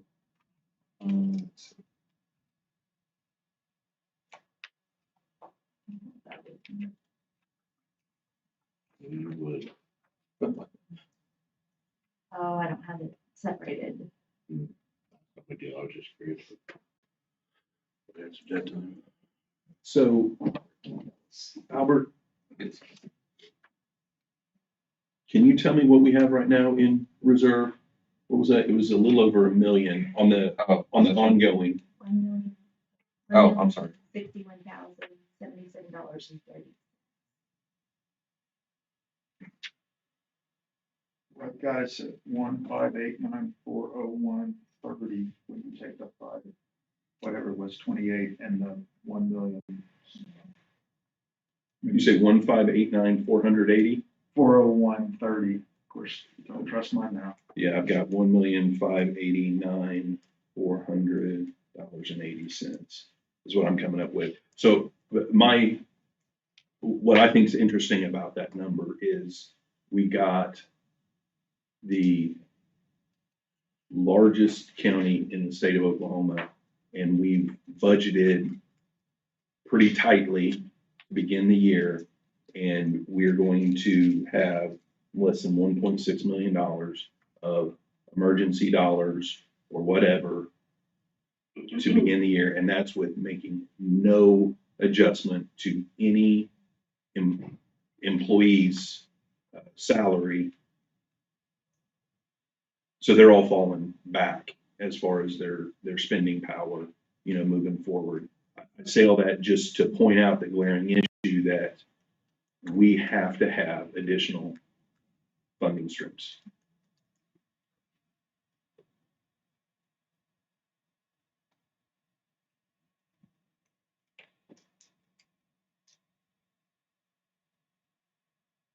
The $1.8 million projected cost for a salary adjustment that's on the watch list. Do we have the total salary dollars that was, we used to get that number?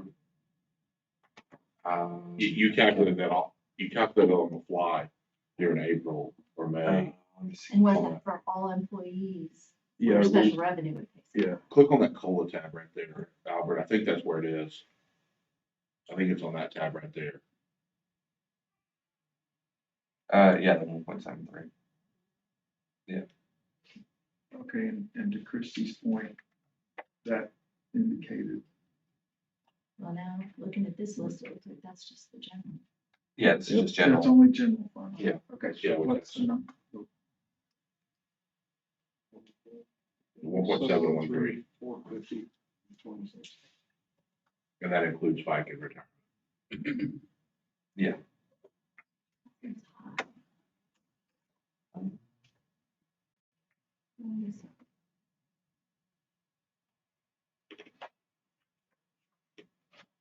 No, that's it.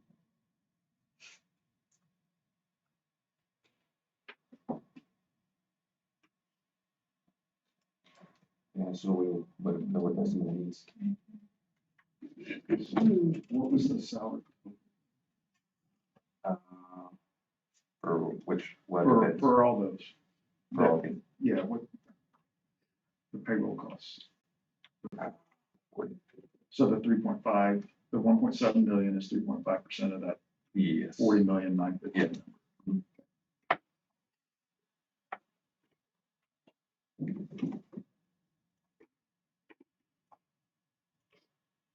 What's that total salary number at the bottom you said? 40915? Yeah.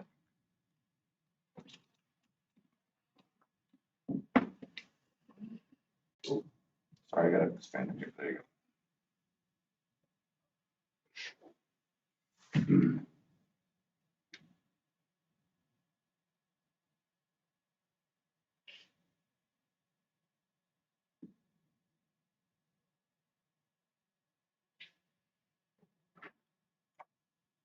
What was the CPI? This was 2.9 2.7. or 2.7. It wasn't that July. So in July 2025, U.S. Consumer Price Index rose 0.2% month over month and 2.7% year over year. So 2.7 from the previous year. Now, sometimes they'll come back in and adjust those. So you may have seen an adjustment. It might have finished at 2.9. August numbers won't be available until September 11th or something like that. And the reason for that extra 0.5% that we put on there was because Catch up. last year, we gave them 2.5 instead of 3. okay. So I just rounded off the payroll number, made it a flat 40,915,000. My math is correct. 2.5% COLA is $1,022,875. A 2% COLA on that number is, $1,104,705.27. Cody, what did you say? I forgot what we had, 15, what? 1589, $400.80. Albert may have the better number. So if you want a 2% COLA. No, I'm not. That's a good shoot. What did you say, Joe? You said you rounded it to 40 million? I just did the $40,915,000 as the salary dollars, and so I mean, this number's off a little bit, Albert can just change the header. but to do a 2.5% COLA, you're looking at 2.5 or 2? Which one? Figure 2.5. 2.5. I'm looking at two numbers, a 2.5% COLA. And a 2 point, what would you say, CPI was 2.7? Yeah. And a 2.7 to keep up with. The total for 2.5. Yeah. I can remember. $1,000 less, isn't it?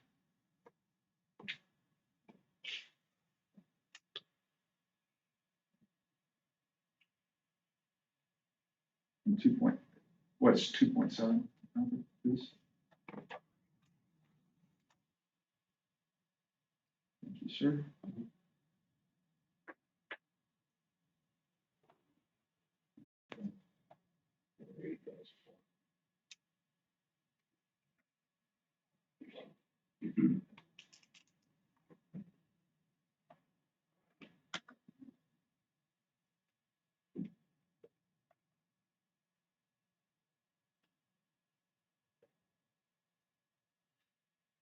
Christian, you have these numbers, what normally we have in reserve after the supplement?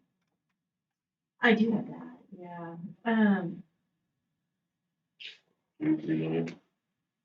Like 2021, we had 5.8, 21-22, 4.3, 22-23, 3.5, 23-24, 2.2, so it's been going down like by a million every time. 24-25, 1.9. This number, Albert, represents an annualized, That we 12-month amount. Yeah. Those are the numbers that we added to. That's what the September supplement was. Like when we did, after we calculated the September supplement, probably made some decisions to spend it, what actually got in added to what was already there. Hey, I'm not necessarily making this as a recommendation. I'm just throwing out the idea that, it's so tight that what we could do instead of a COLA is do it as like a COLA/stipend and do it out of one time with, just everybody knowing this gets you through this year at the higher amount, so your spending power doesn't go down, but it's not something that would be annualized for the next year. Yeah, but then if employees take on expenses, I mean. Well, they just have to know that going, Joe, man, you know I'm more me. willing to consider, I don't want to put it so tight, but yet everyone in this room, all the time, our employees are our most valuable asset. Right? CPI went up 2.7%. We may not be able to get there. We may not be able to annualize this number. Where in the past, we retro these back to July 1.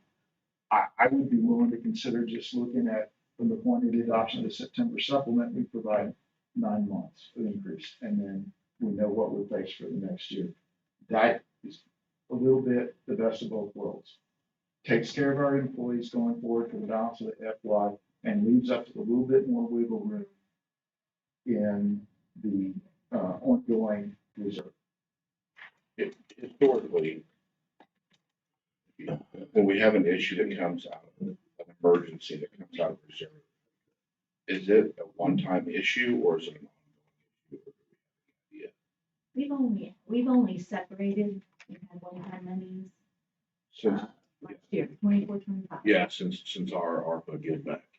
But, so, but I mean, historically speaking, and I mean, does anybody recollect, like, so when somebody comes with an emergency, is it that one-time thing that says, oh, we didn't see this It's usually. tornado coming?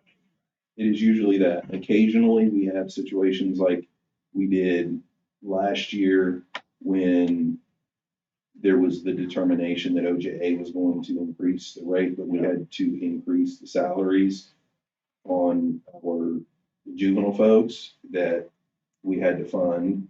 And since it's a front fund, or I'm sorry, reimbursement, we had front fund, so you have to transfer in, and that is an ongoing. But I would say that transfers mid-year, not supplement time, but true mid-year additional appropriations are by and large one-time expenses and not expenses that would be annualized the next year.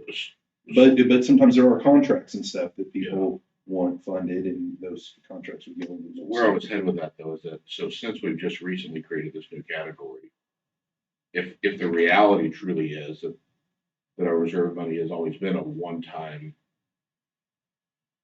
use anyway, then we're not really down to zero. We have $7 million in one-time money. Does that make sense where I'm headed? I don't know if. Yeah, but my concern would just be getting into the next fiscal year or the fiscal year after that, when we don't have those one-time dollars, but we budgeted at a higher amount. Well, I'm not suggesting that we spend over what we know for a fact we'll have at least. Oh, next you're year. saying we could cover unknowns Right. this year. I'm saying, so let's say on the watch list, that number is 1.589. Let's say we burn all that down to zero. Yet we still have $7 million in the reserve. If truly historically those have been one-time monies, then all the numbers that Christie just read off are actually worse than where we'll be tomorrow if we spend all that money. Because the highest year she rattled off was 5 point something million. We'd actually start this year with 7 million, if it truly is one-time money. I guess is what I'm saying. So I mean, so to me, the way that I see this is that our ongoing operations budget is the $1.6 million. But we know for a fact that we'll get at least that amount of money next year, I would think. So at least at a minimum, we could start at that point, and we'd still have $7 million in a reserve as we know it. Right. And just on a side note, if you go back to what you guys approved at the April adopted budget, you guys fully funded the estimated needs, which in the past you guys had done a flat budget, which then catches up to you in September, which gives you that higher amount. So that's a pretty valid point. Yeah.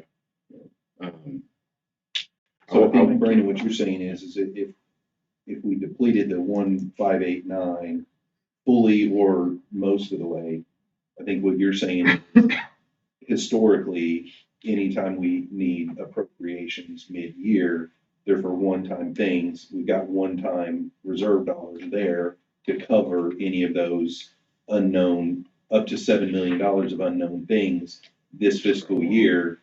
And we have the money this year to do a COLA. Unless we go backwards next year, we would have the money to keep people where they are this year with the COLA. We just may not be able to do another one next year.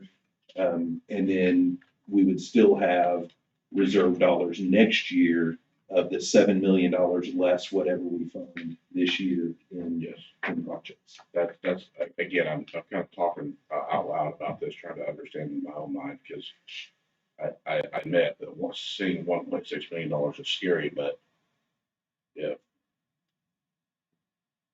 truly the expenses that come out of those are one time and have been historically, I don't suspect that would be any different.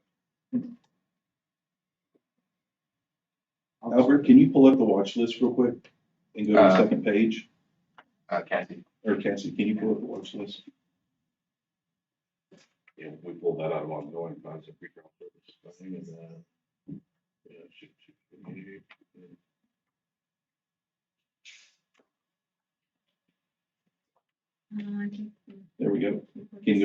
page? Bottom of the second.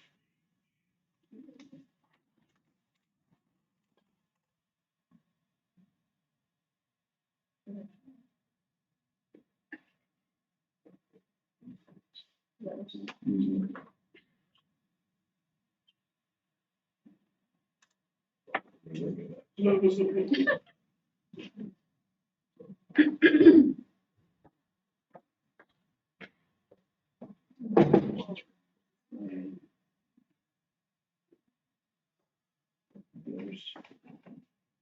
Okay. Thank you. Spreadsheets, right? Yeah, I see what you're talking about. Yeah. Makes sense. I will admit, I was a little bit short-sighted in the last BET meeting because I made it, I kind of pushed the 3% increase for employees. I know we had talked about that in history, but going back, I also remember when we kind of agreed around this table to do a 3% every year, that was also in alignment with the COLA. I probably, in hindsight, if this COLA doesn't go through, I probably, it's too late now, I get, but I probably should, while it's only $5, I still feel like I made a commitment to my people, at least, that I would only vote in this chair to a raise of employee benefits in the presence of a COLA. So I just wanted to put that on the record that I probably was a little bit short-sighted on my end. I probably should have waited to do that. No. So that's just. Brandon, did we do that, what you're talking about, though, we did under this agenda, right? We did. Yeah, we so could go back and read it. Yeah. I never want to, and I realize that this just sounds like, when I say we, I mean collectively as the whole economic system. Cody points it out quite a bit, but when a bag of groceries costs 2.6% more and somebody gets paid the exact same from year to year, they have functionally received a decrease in pay. There's no other way to mathematically look at that.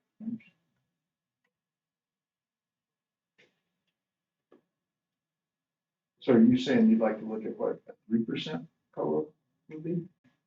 I'm willing to do whatever the group looks like. I've never want to, I don't want to spend this down to zero, and not everybody else is comfortable, but if we feel like we've got a legitimate work on it, yeah, I would certainly be in favor of COLA. But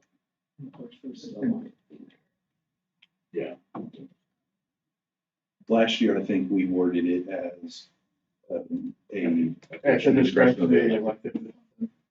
Could be salary adjustment of either way. X% at the discretion of the elected official.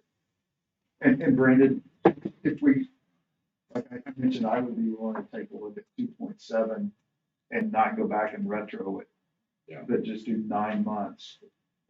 Would you, on the 3%, would you consider that as well, or would you like to see that? I mean, it's one of those things for me. I mean, they've already made it this far, you know, so, I mean, unless I don't know the individual circumstances of our employees, but unless they're trying to go back and pay the back bills that are there, I just don't know, but, I would consider anything that the group is willing to. What's 3% annualized look like, and then what, Albert, what does 3%?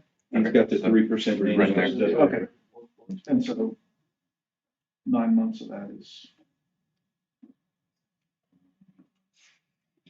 about 1.1.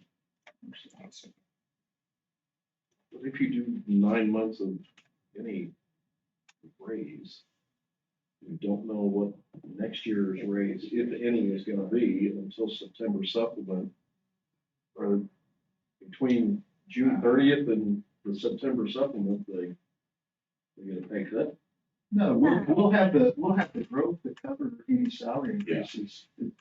If it's a 12-month, we'll have the growth that will cover the 12-month number. Yeah, I probably need an interpreter for what's happening in my head. But my point is that if I don't want, to be clear, I don't want to overspend what we have dissected as ongoing. Because when I hear the word ongoing, what I feel like we've done a really good job of is identifying that we have this amount of money from here and forevermore, assuming something catastrophic happens that nobody at the table could predict. So I would never vote for this item, COLA, to overextend that money. So my question earlier that I was just trying to remember, I don't have, I'm probably one of the freshmen here as it relates to the historical context of this. I just wanted to make sure that our expenses out of reserve are and have been largely historically one-time cost. When the roof blows off the building due to something that we couldn't have foreseen coming, and it's not. So that was more so, you know, and I think when I say we've done a good job, that's not a pattern or fact, but I do think that it's wise to keep that money separate, because I don't think it would be smart to say, oh, we've got $7 million to spend, everybody gets a raise, and then come next year, we can't afford that, because I think that's a bad look on us as well. But if it is truly one-time money, then that we're paying out of reserve, I'm comfortable talking to my elected officials saying, hey, here's the current position of our reserve. Don't be alarmed that this this ongoing is near zero, because, yeah. But I also don't want to be just a loudmouth here either. I want to legitimately look at this thing where we're not burning a hole in our pocket, because I'm not like that. I don't want to do that either. Brandon, I will say that I think most of the items that have had supplemental appropriations associated with them mid-year that were of an ongoing nature, I can't recall any of those that were like an emergency that was like, you have to do this.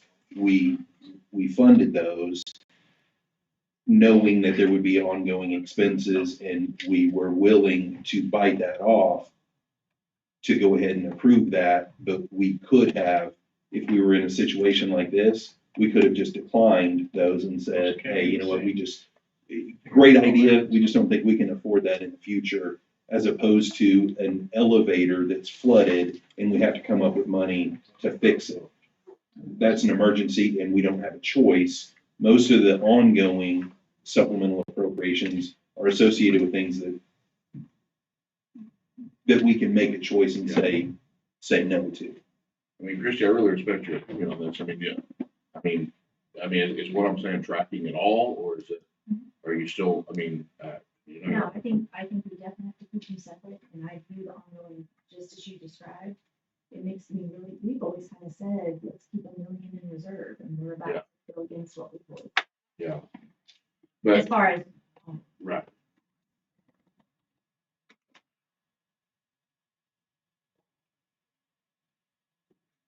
I mean, on the list right now, I would consider the IT, the sheriff. That would be ongoing. That's an ongoing for sure. The courtroom clerk, which we haven't done anything with, that's ongoing.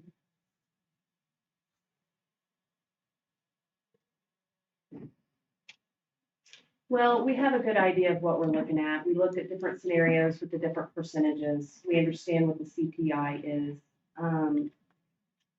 You know, it's alarming to hear you read off, you know, the stair step down from year to year on what we have. And I feel like we are dangerously painting ourselves into a corner.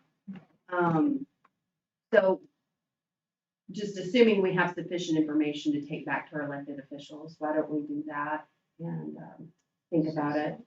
Yeah. We'll meet on Tuesday. Yeah. So The years we passed were fiscal year 23 and 24.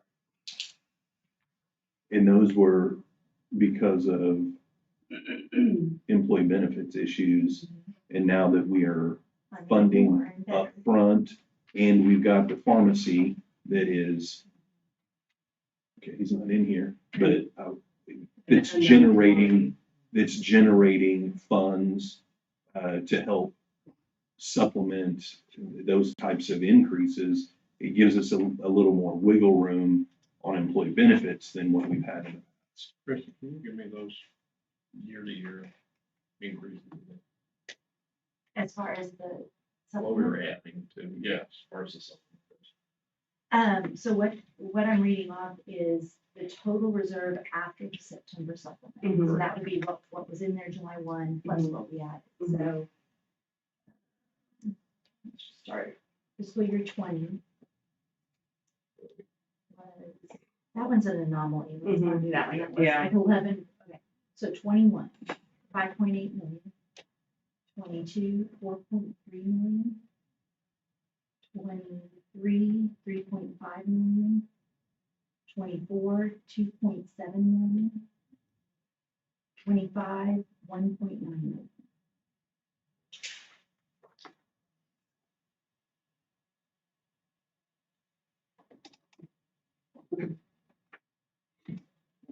I said it earlier, Brandon has said it, we don't want to spend to zero. But what this discussion and the trend that Chrissy's pointed out, regardless if we give raises or not, we're going to be in this boat. And the fact is that it highlights what Cody said. We need another revenue source.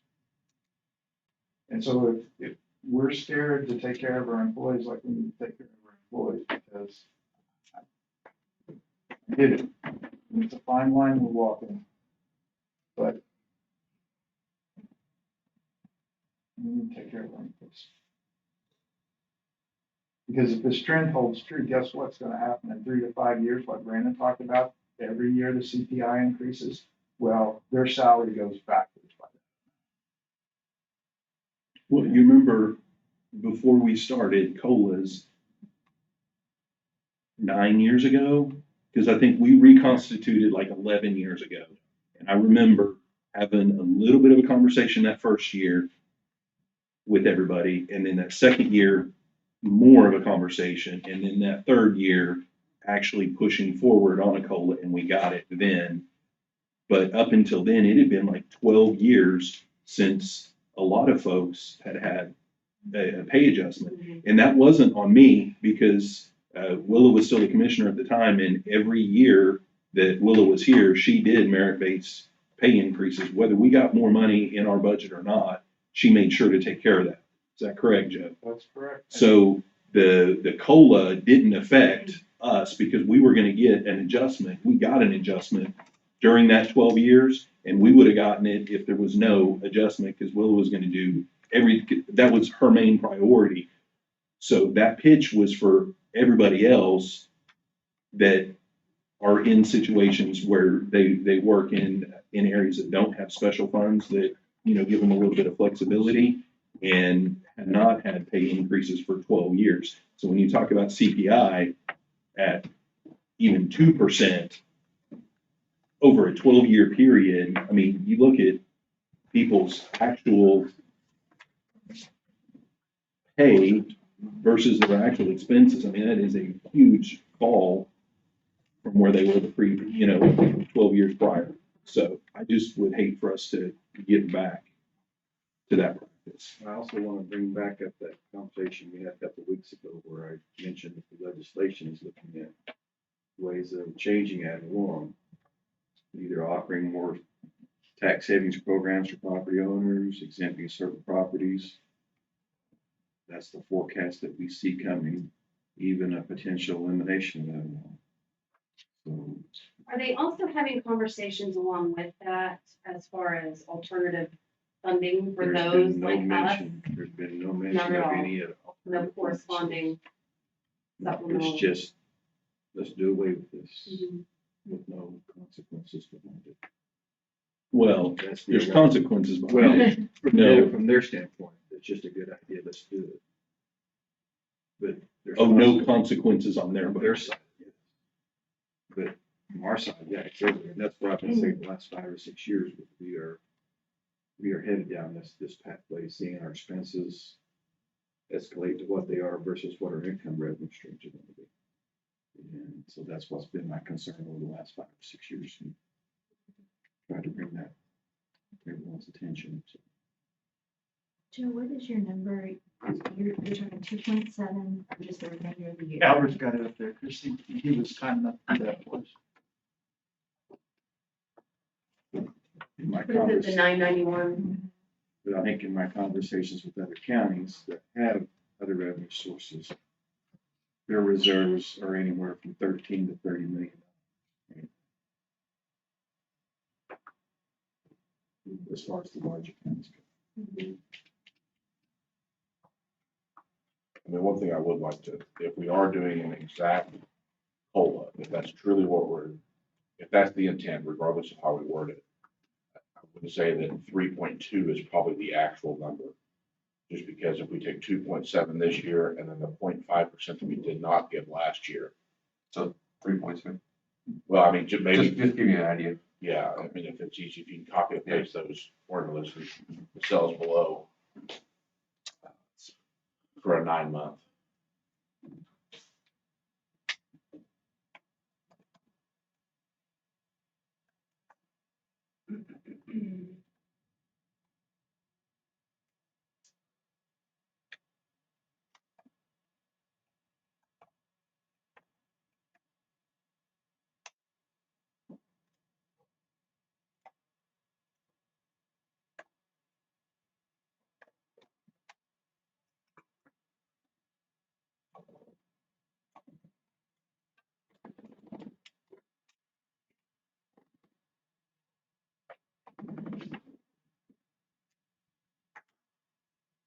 What is that 3.2 for the Oh. full amount? Right. Non-retro? That's just 9 months, 9 months. 9 months. Yeah, Oh, sorry. what is it for the full? Oh, for the full 12. Yeah. 1 point. Well, if you just do it here, I'll just do it up here then. It'd be the 1566.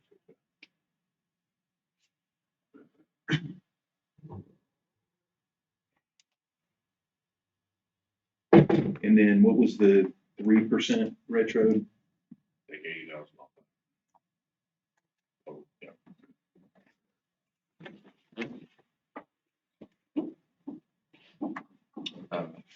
1468 would be the full 3%. Okay.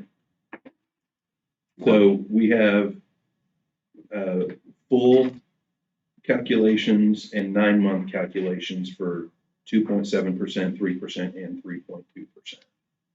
So Do we need to look at this in a manner of what we want our reserve to be and then back our way into this number? I mean, there was been a conversation that we've always had a threshold of $1 million, if that's what our million is. If we're going to drop below that. well, to Brandon's point, we got 7 million in ongoing. So even if we utilize the full, and I'm not saying we would, but if we utilize the full $1,589,400, we still have $7 million in reserve.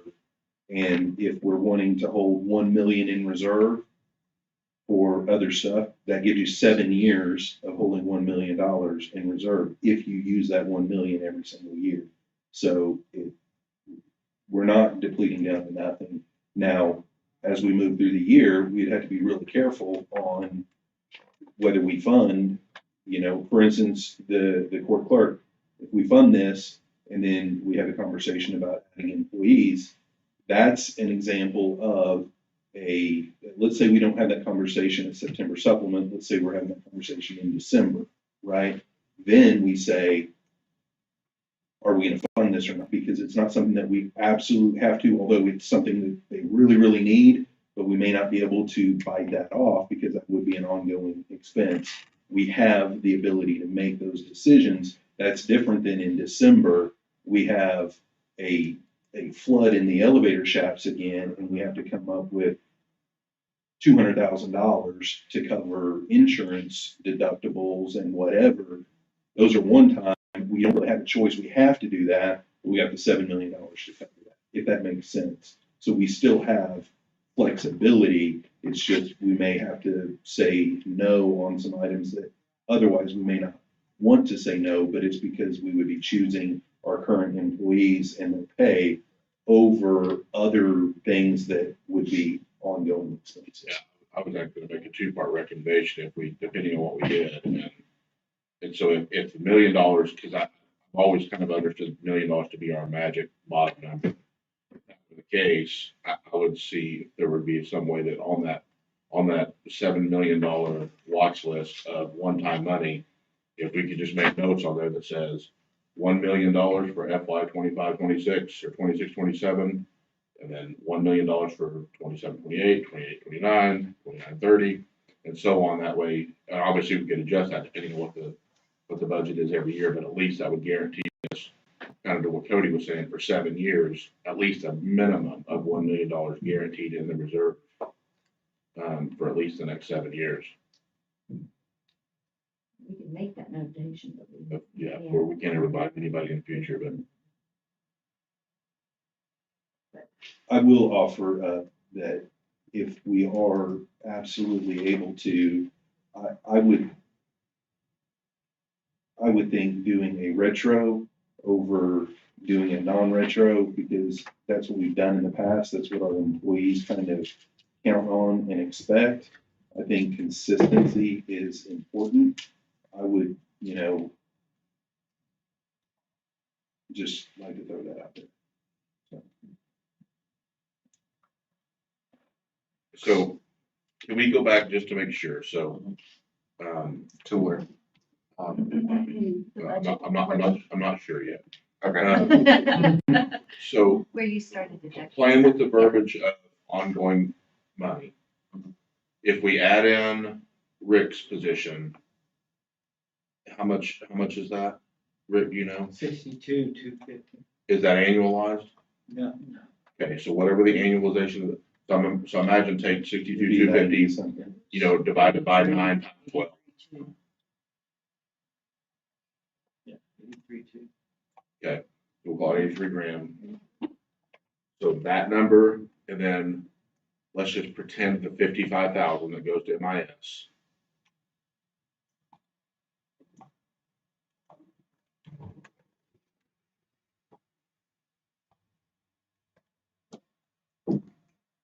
And then, so to that 390, we add back in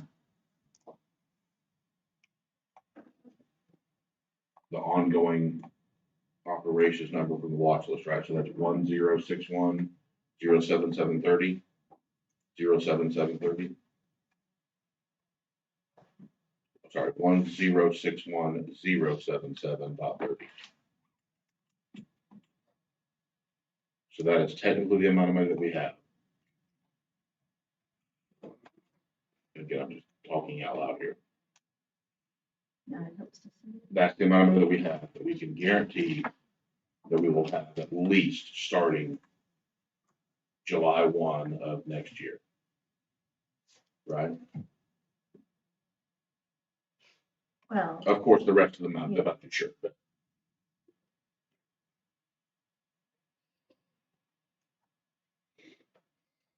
So the reason I was trying to at least get to that number, so let me write this down. So 1,451 400.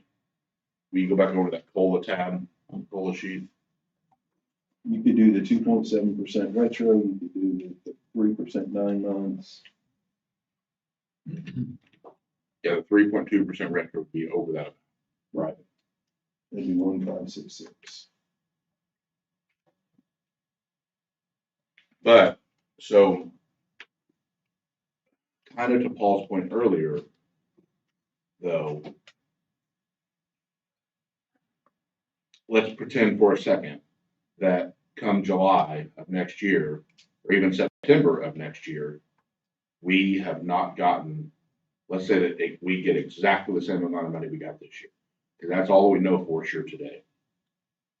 If we give a 9-month 3.2%, next year we're gonna have to fully annualize that, at which point we would not have the money to do that. Not to begin the fiscal year. Yeah. Well, again, let's even pretend after September we'll supplement this year.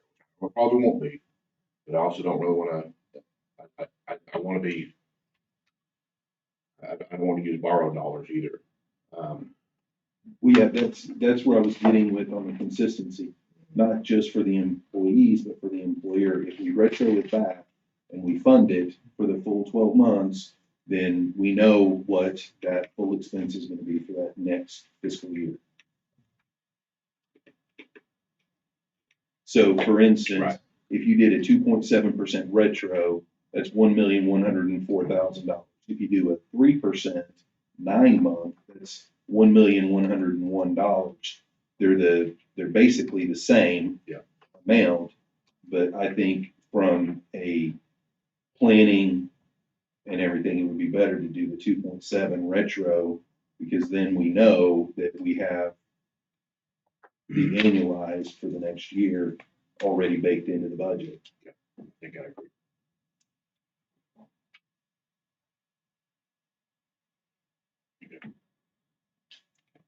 So another question on the 3% increase for the premiums for the special revenue funds. Is that, as far as like special revenue goes, do the departments have the funds to compensate for the 3.6? Or is that gonna have to come from somewhere else? They'll have to make adjustments. Have to make adjustments. Okay, I just want to. I mean, that's a pretty, diving into that a little bit more though. I mean, so obviously everybody that voted for it here would have that information about themselves. So hopefully they voted with that in mind. But are there any other departments not represented here that have cash accounts that we just voted for something without them knowing? The public defender's office. Is that the only other one? That's That's usually.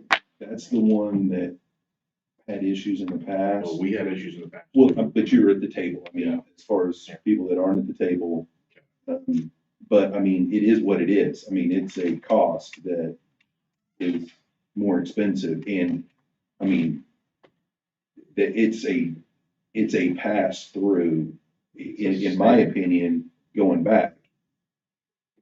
Get us stepping the sheriff's office, and if it were the districts, because they couldn't have afforded the change back then, stepping them through and supplementing with a general fund transfer, I get that.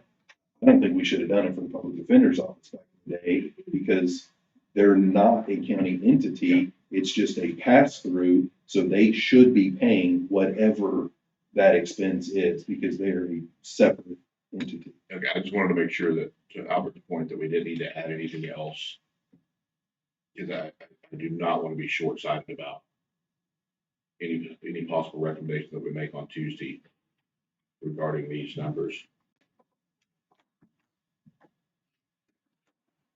I think we're at a good point, like Brandon had mentioned that, I mean, I can't make a decision, I have to. Yeah, I was wanting to get out of here by noon at the latest, and this is going to be the biggest decision that's going to drive the rest of our conversations on a recommendation to budget board for supplement.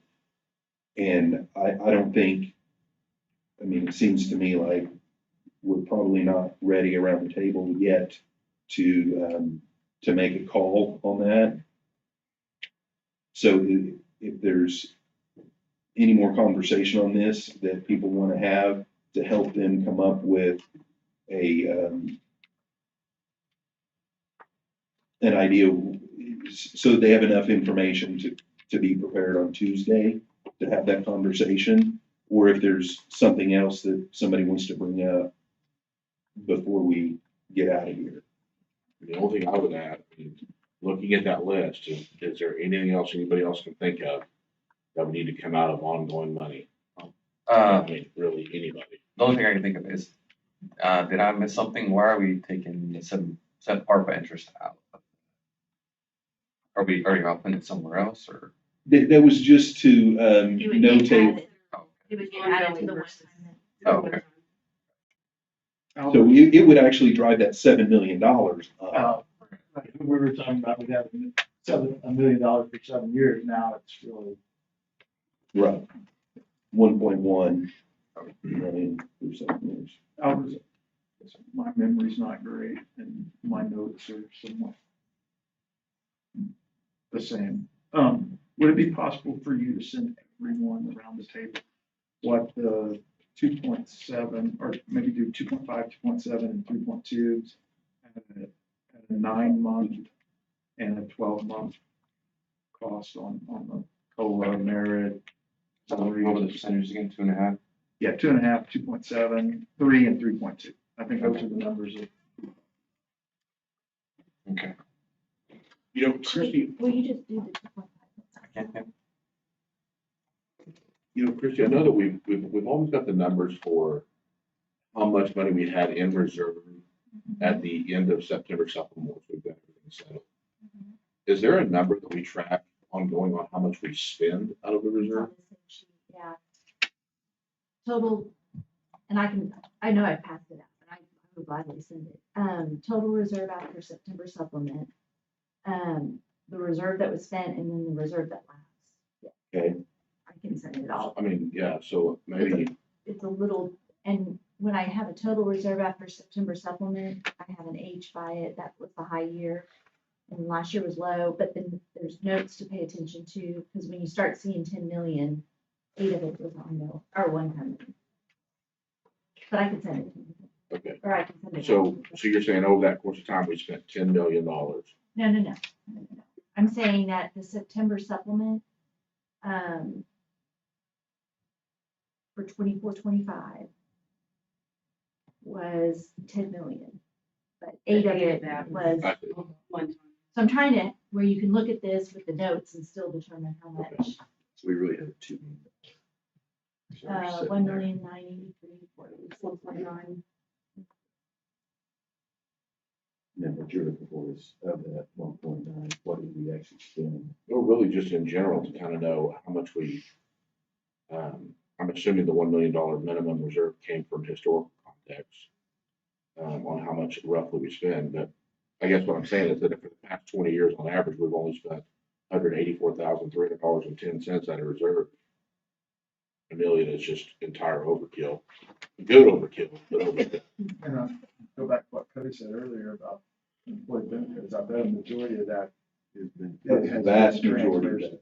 that is, Which is now taken. fully funded. and it's generating revenue. Out of our control. Yes. Right.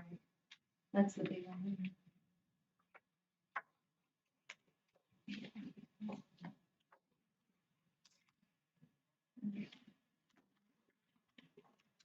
Anyways, Joe, here's your breakdown for the 2.5.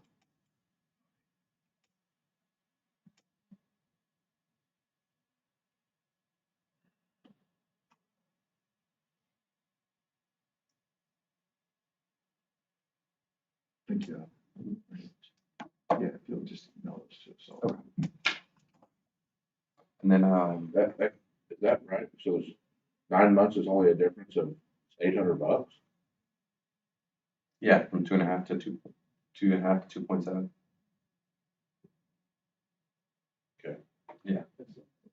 Did you want to retro on that? What you were talking about? That can't be I right. don't because- think about that. Because the 2.7 retro was 1,104,000. For every 0.1% is 40 grand. If our total salaries is 40, it's actually 41,000. So. So an it'd extra be 20 basically so we- 82,000. Oh, I'm sorry. Yeah. Hold on, Hold on.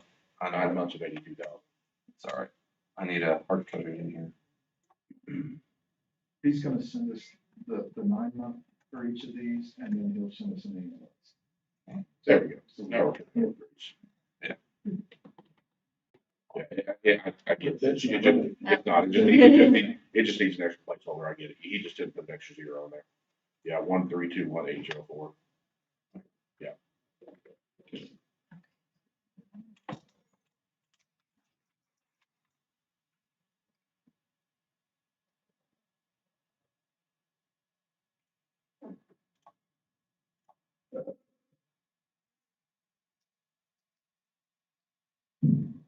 Yeah, that's the 2.7%. That's not the 2.5. 300 to 400,000. So,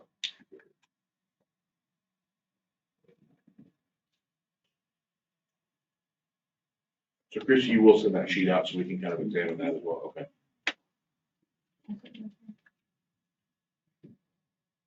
I think that'd be helpful information to try to examine what our historical context is of how much we're actually spending out of reserve every year. All right. Does anybody have anything else? Plenty more to say. Okay, if not, is there any citizens that wish to participate? Well, let me say this before we get down into that. What my thought is, we've got our regularly scheduled meeting on Tuesday. Does anybody see any point in coming back here on Monday to recess this and come back Monday? I was thinking we just wait and come back Tuesday. Does that work for everybody? We didn't take care of Will there this be, item. have that item on there? Which item? Is, or do we want to go ahead and do that? So we show it up there in our grand total. Well, we've got the 55,000 in there too. I mean, Right. Not to speak for Brandon, but I mean, I would think that knowing, having conversations with Brandon about our $55,000 item, we would want to consider COLA before we consider that. Right, So- Rick needs his though, and we've addressed some of those items that we needed to take care of today. I don't want to miss it. Inadvertently think because it was on the list that it was, You should just be added to the watch list or just take care of that. yeah, I want to go ahead and take care of Rick's costs today before we leave so that we know. So you want to consider new employees before we make a determination on taking care of current employees? It sounds like we don't have an option here. Is that what you're saying? Our budget's tight, still tight budget. All right, then I'll wait and let him get back. Okay. But I'm not saying that to say that I'm not supportive. It's just if we were in that situation, and I think I can speak for the sheriff's office, if we had to have people doing something else, we would just have to try to reshuffle and do stuff before taking away from the ability for elected officials to give COLAs to the current existing employees. Is that a fair statement? Since I said that. Yeah. Sure. And that's why I wanted to, Albert, put that out there to see if there was a way to potentially fund it. if you'll talk to him. I'm, and just FYI, my wife's having surgery Tuesday, so Jennifer will be here. Okay. All right. Want to be here? I need some, So if we could, let's just try to iron that out between now and our Tuesday 1:30 meeting, as far as where everybody stands on the, whatever we call it, COLA, merit, salary adjustment at the discretion of the elected official, whatever that nomenclature is, we can address that. Anyway, okay, any citizens participation? Seeing none, board comments, District 2, No, thank you. clerk, District 1, treasurer, court clerk, 3-day Monday. assessor. No, thank you. Sure. None for me. Is there a motion to adjourn? Got a motion second to adjourn. All those in favor say aye. Any opposed? Ayes have it.